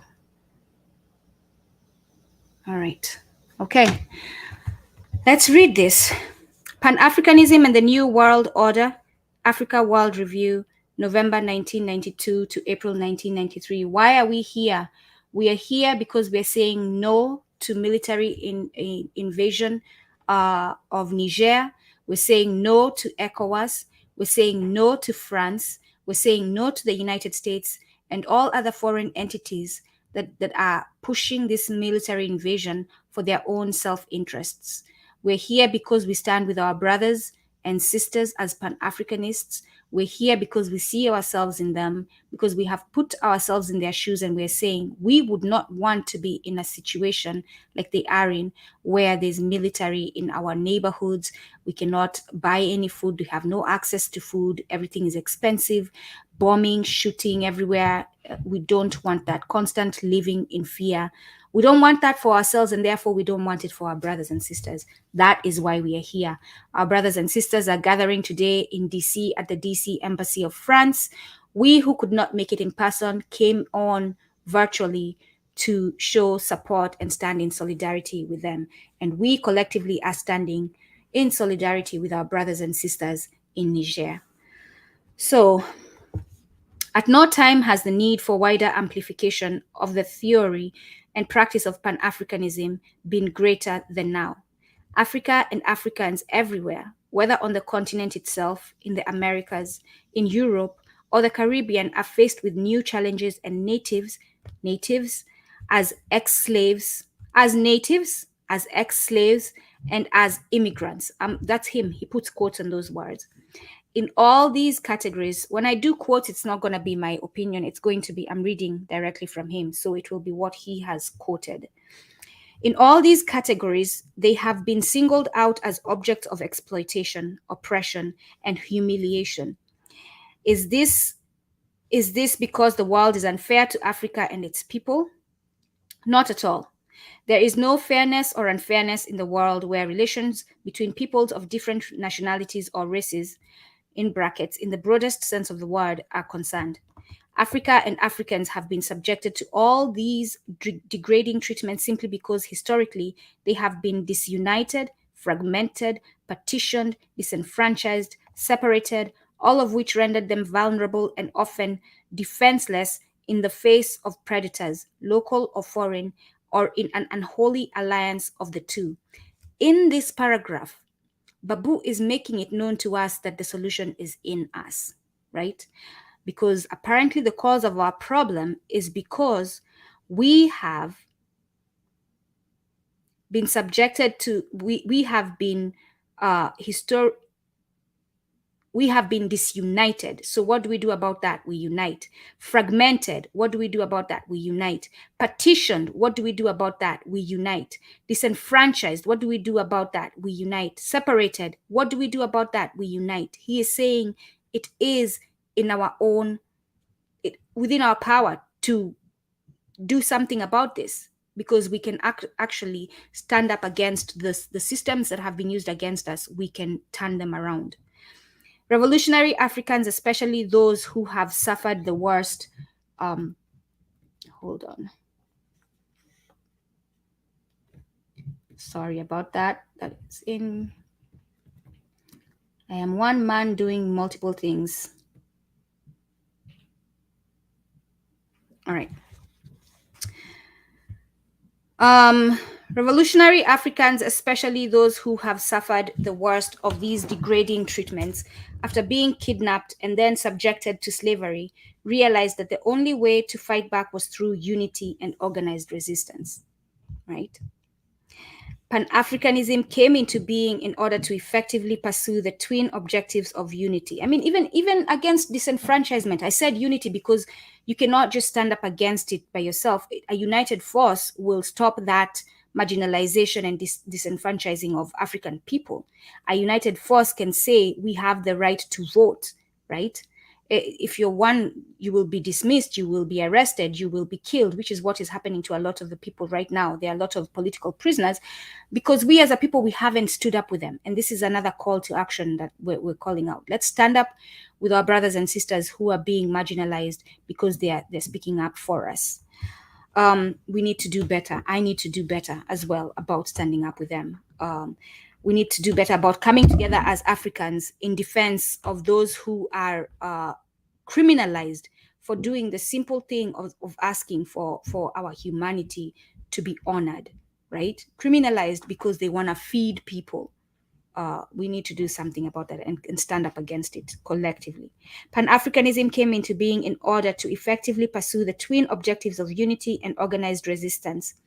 This was due to the realization that, although there have been heroic resistances here and there, they were mostly spontaneous or reacting to individual acts of oppression and therefore ineffective in the long run. I just said that. The current ongoing struggle for the Pan-African ideal is essentially a continuation of the old struggles, but under a different world setting. Nothing is new. We're not reinventing the wheel. We're continuing what our brothers and sisters did before, but now we're adjusting it to fit contemporary times. The new struggle is necessary, more complex, more demanding, and multifaceted. It is more demanding because the octopus's tentacles have grown and they are everywhere. And it's in a sneaky way that you actually really need to take a lens and look deeply to see exactly how they are manipulating African systems and how they are manipulating African governments. And how they are appearing. The companies that seem to be helping Africa are not quite helping Africa. You have to deeply look in them and critically analyze them. There is the struggle of the African Americans in the Americas, both for their civil rights and for power sharing in the ordering of their destiny. And that's what Pan-Africans do. They go beyond borders. Babu is going beyond Zanzibar and looking at the plight of African Americans, his fellow Africans in the Americas. There is the struggle of the independent states in Africa and the Caribbean in relation to the big predatory powers.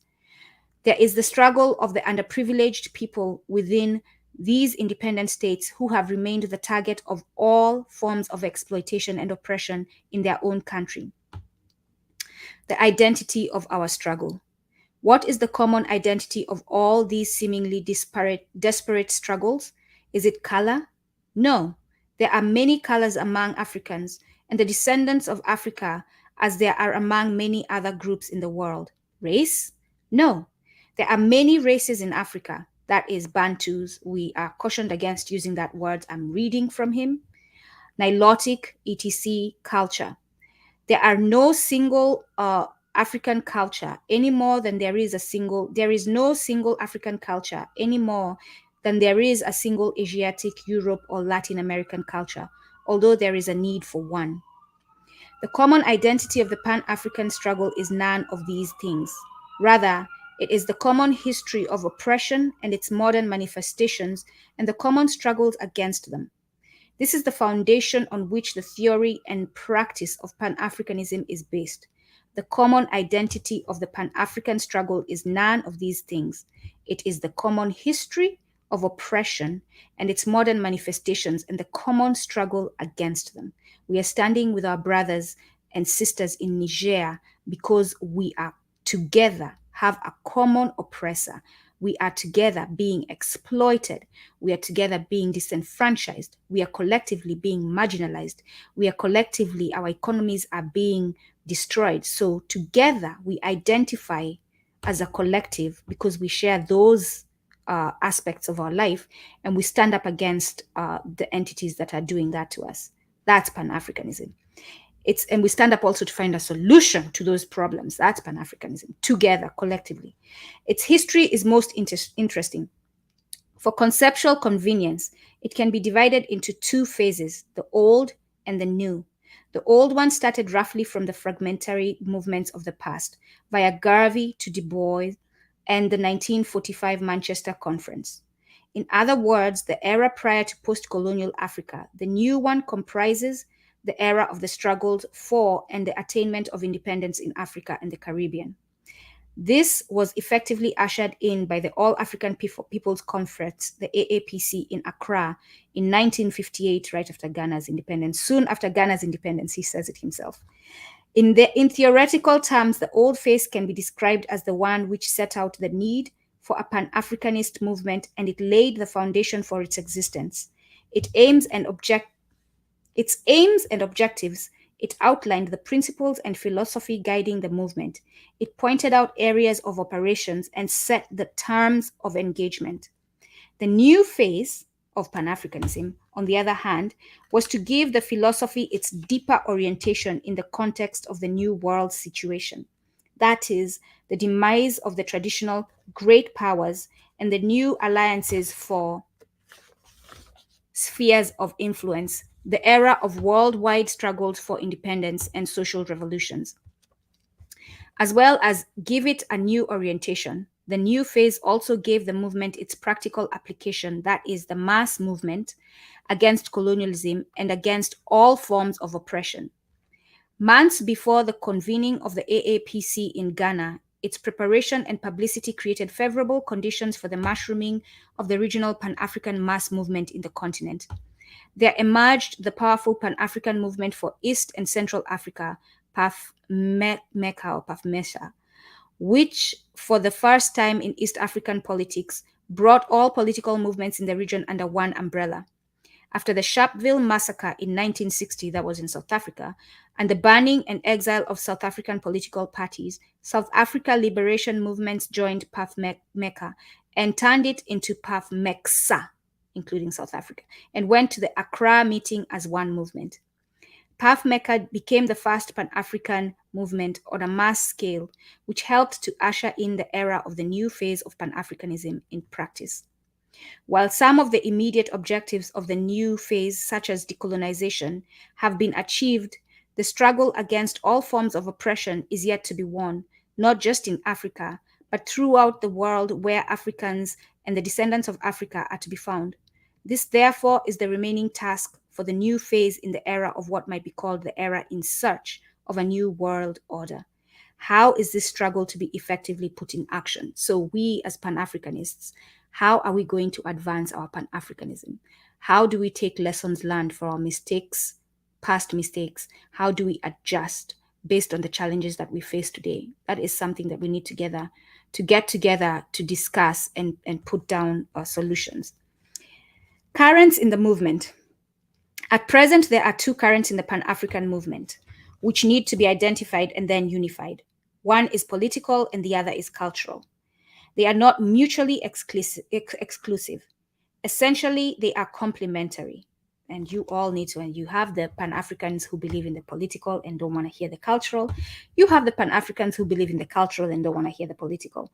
Babu is saying they're not mutually exclusive. They are complementary. The cultural complements the political complements the cultural. We, as people who are living now, Pan-Africanists, what we need to learn from that is to figure out how we can bring the two together to work well for our well-being.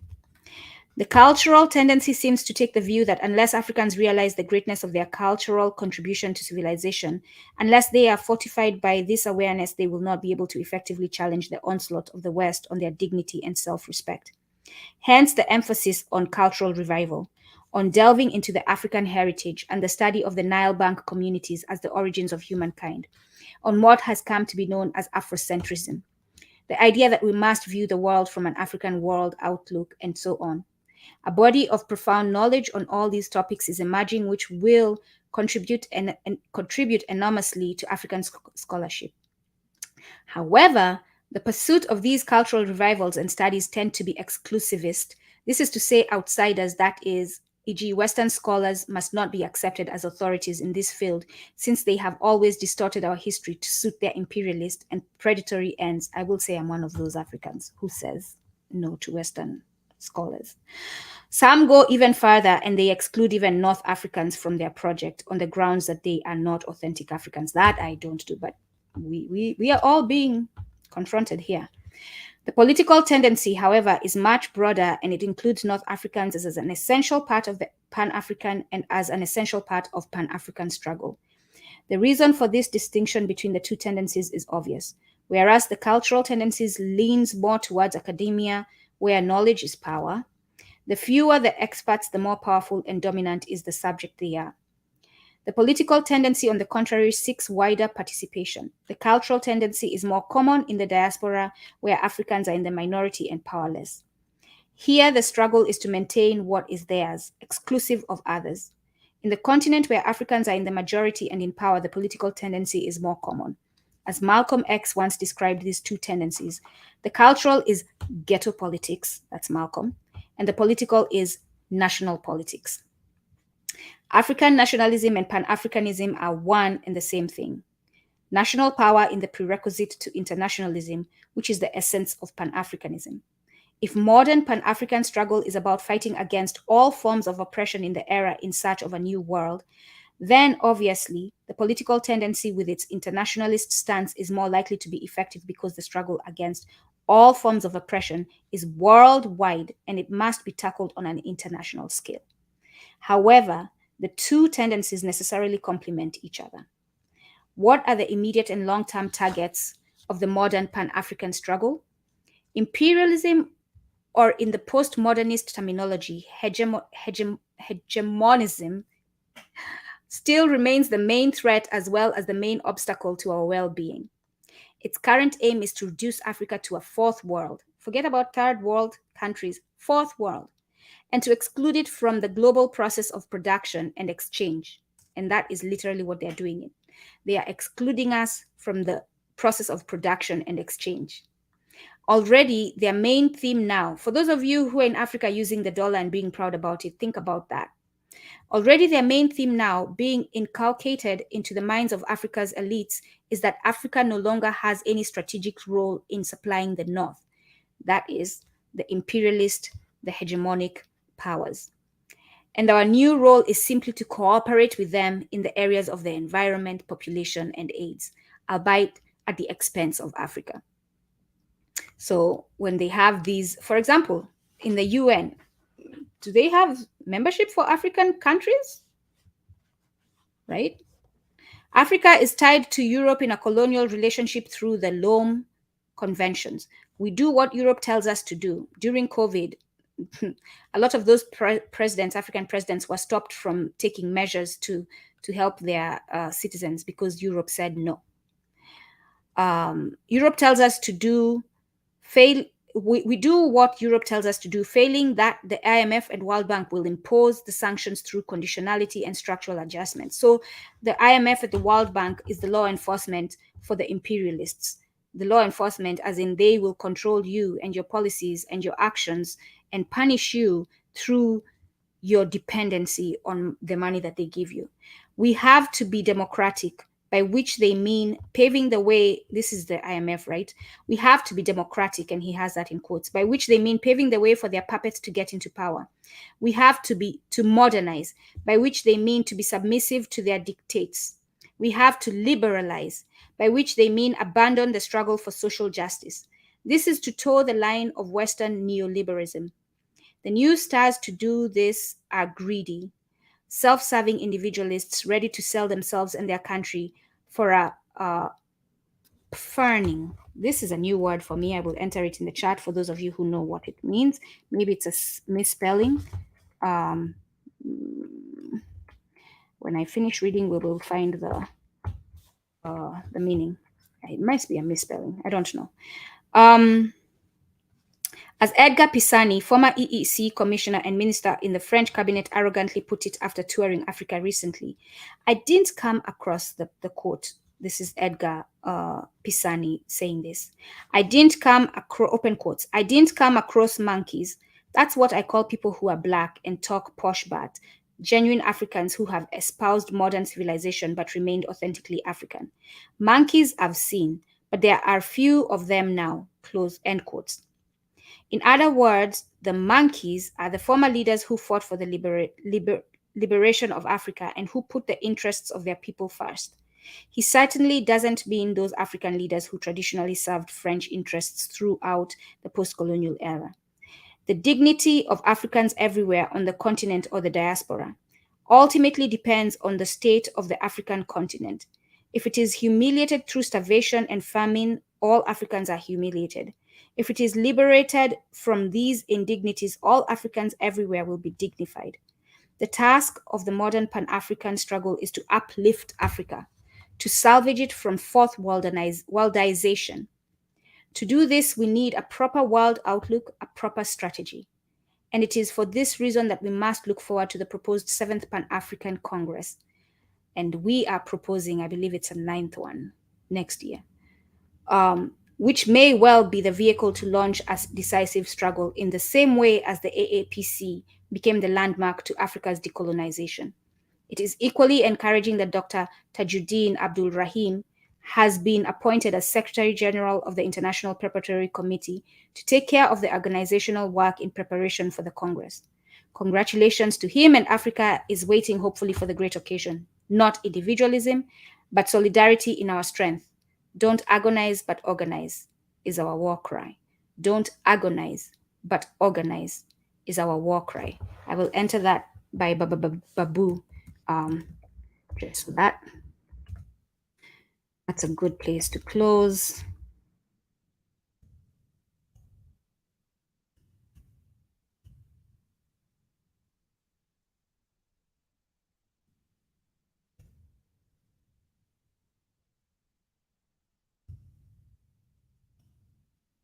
Excuse me if I spelled his names wrong. Actually, let me quickly look at it. It just says AM.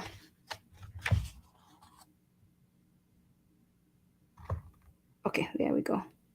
I did get it right.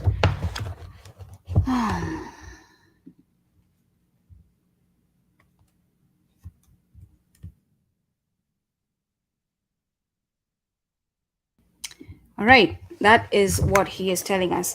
And this thing where the African leaders who were fighting against colonialists, this French individual is calling them monkeys, it is a way of shaming good action, right?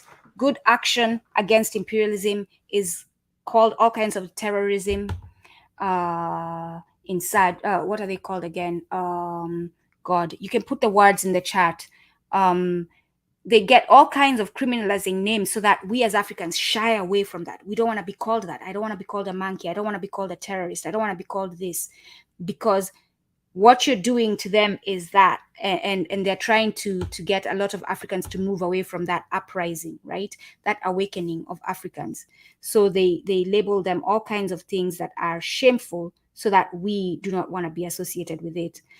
Thank you all for joining us. I'm going to look through the chat quickly before we close.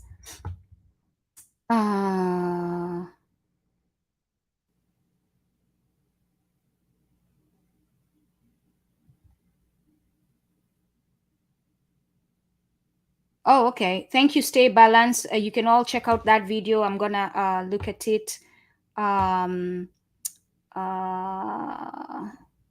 Check that out. He's suggesting that we take a look at them.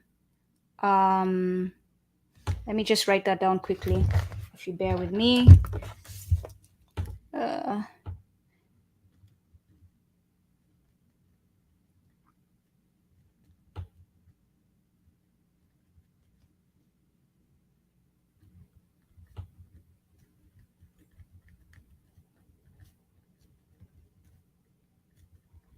All right. In support of our brothers in DC, and we wish them well. May they be safe and well today. May our ancestors and the divine watch over them as they voice their as they practice their right to their freedom of speech today and express their observations about what is going on in Niger. May they be safe.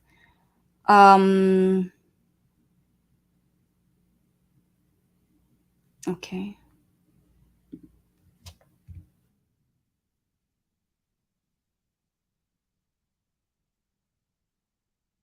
Antara Gilkes.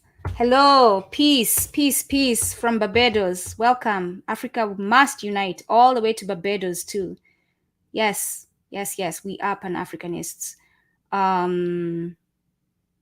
Yes, these Black elites are quite experts at the gymnastics of defending the status quo, of defending the imperialists. They are like professionals. No one outdoes them in that task.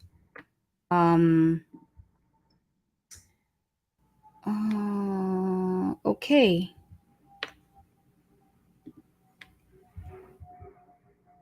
Okay.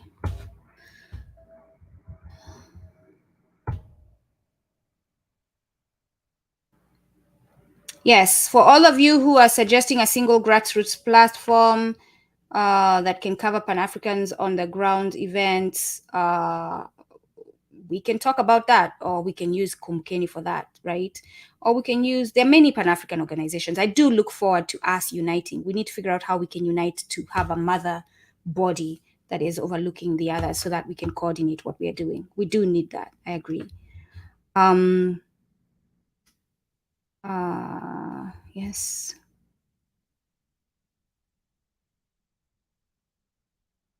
Yes, we do need to counter the black elite talking heads. We do. We do. They need to be addressed. They must come to answer for their actions.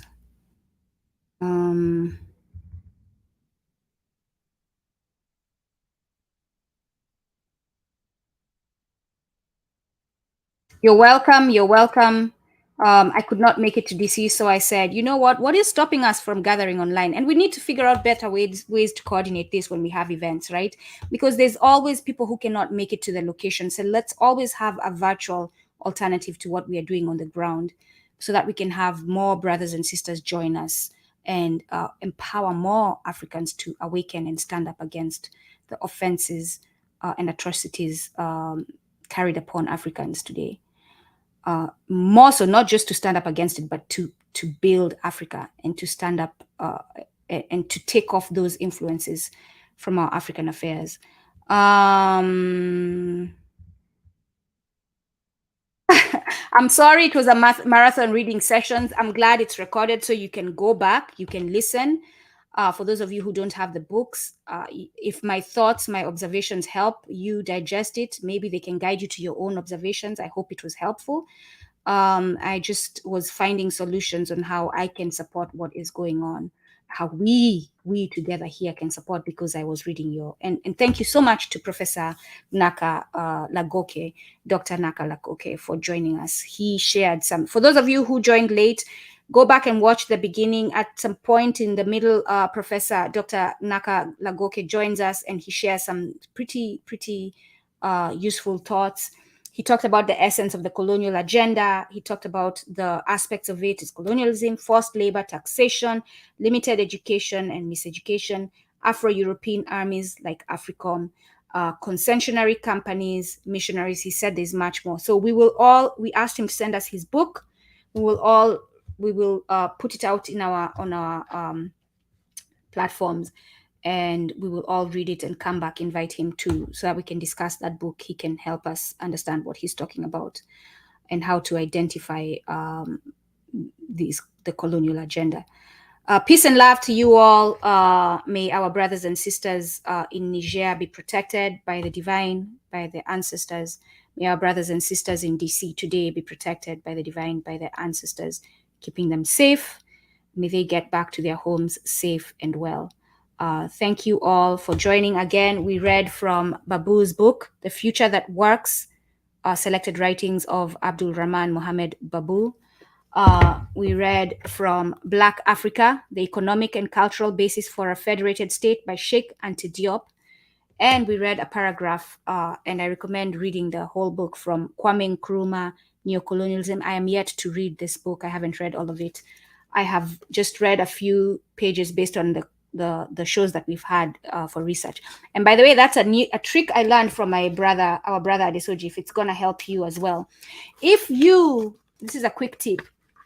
If you are speaking about something in specific and you have a book, you just got it, you cannot read the whole book, but you wanna look at what the person is saying about the subject that you're going to be talking about, go back to the index and look. For example, if we're talking about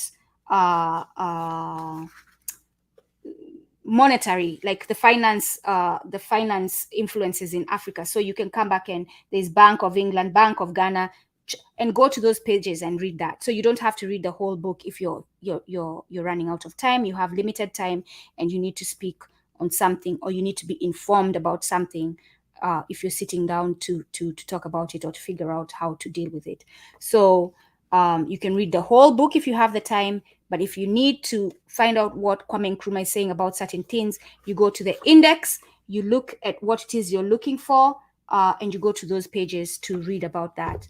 And that helps you save time and do what it is, the specific thing that you want to talk about. Thank you all. Have a blessed day. Kwaherini. Asanteni.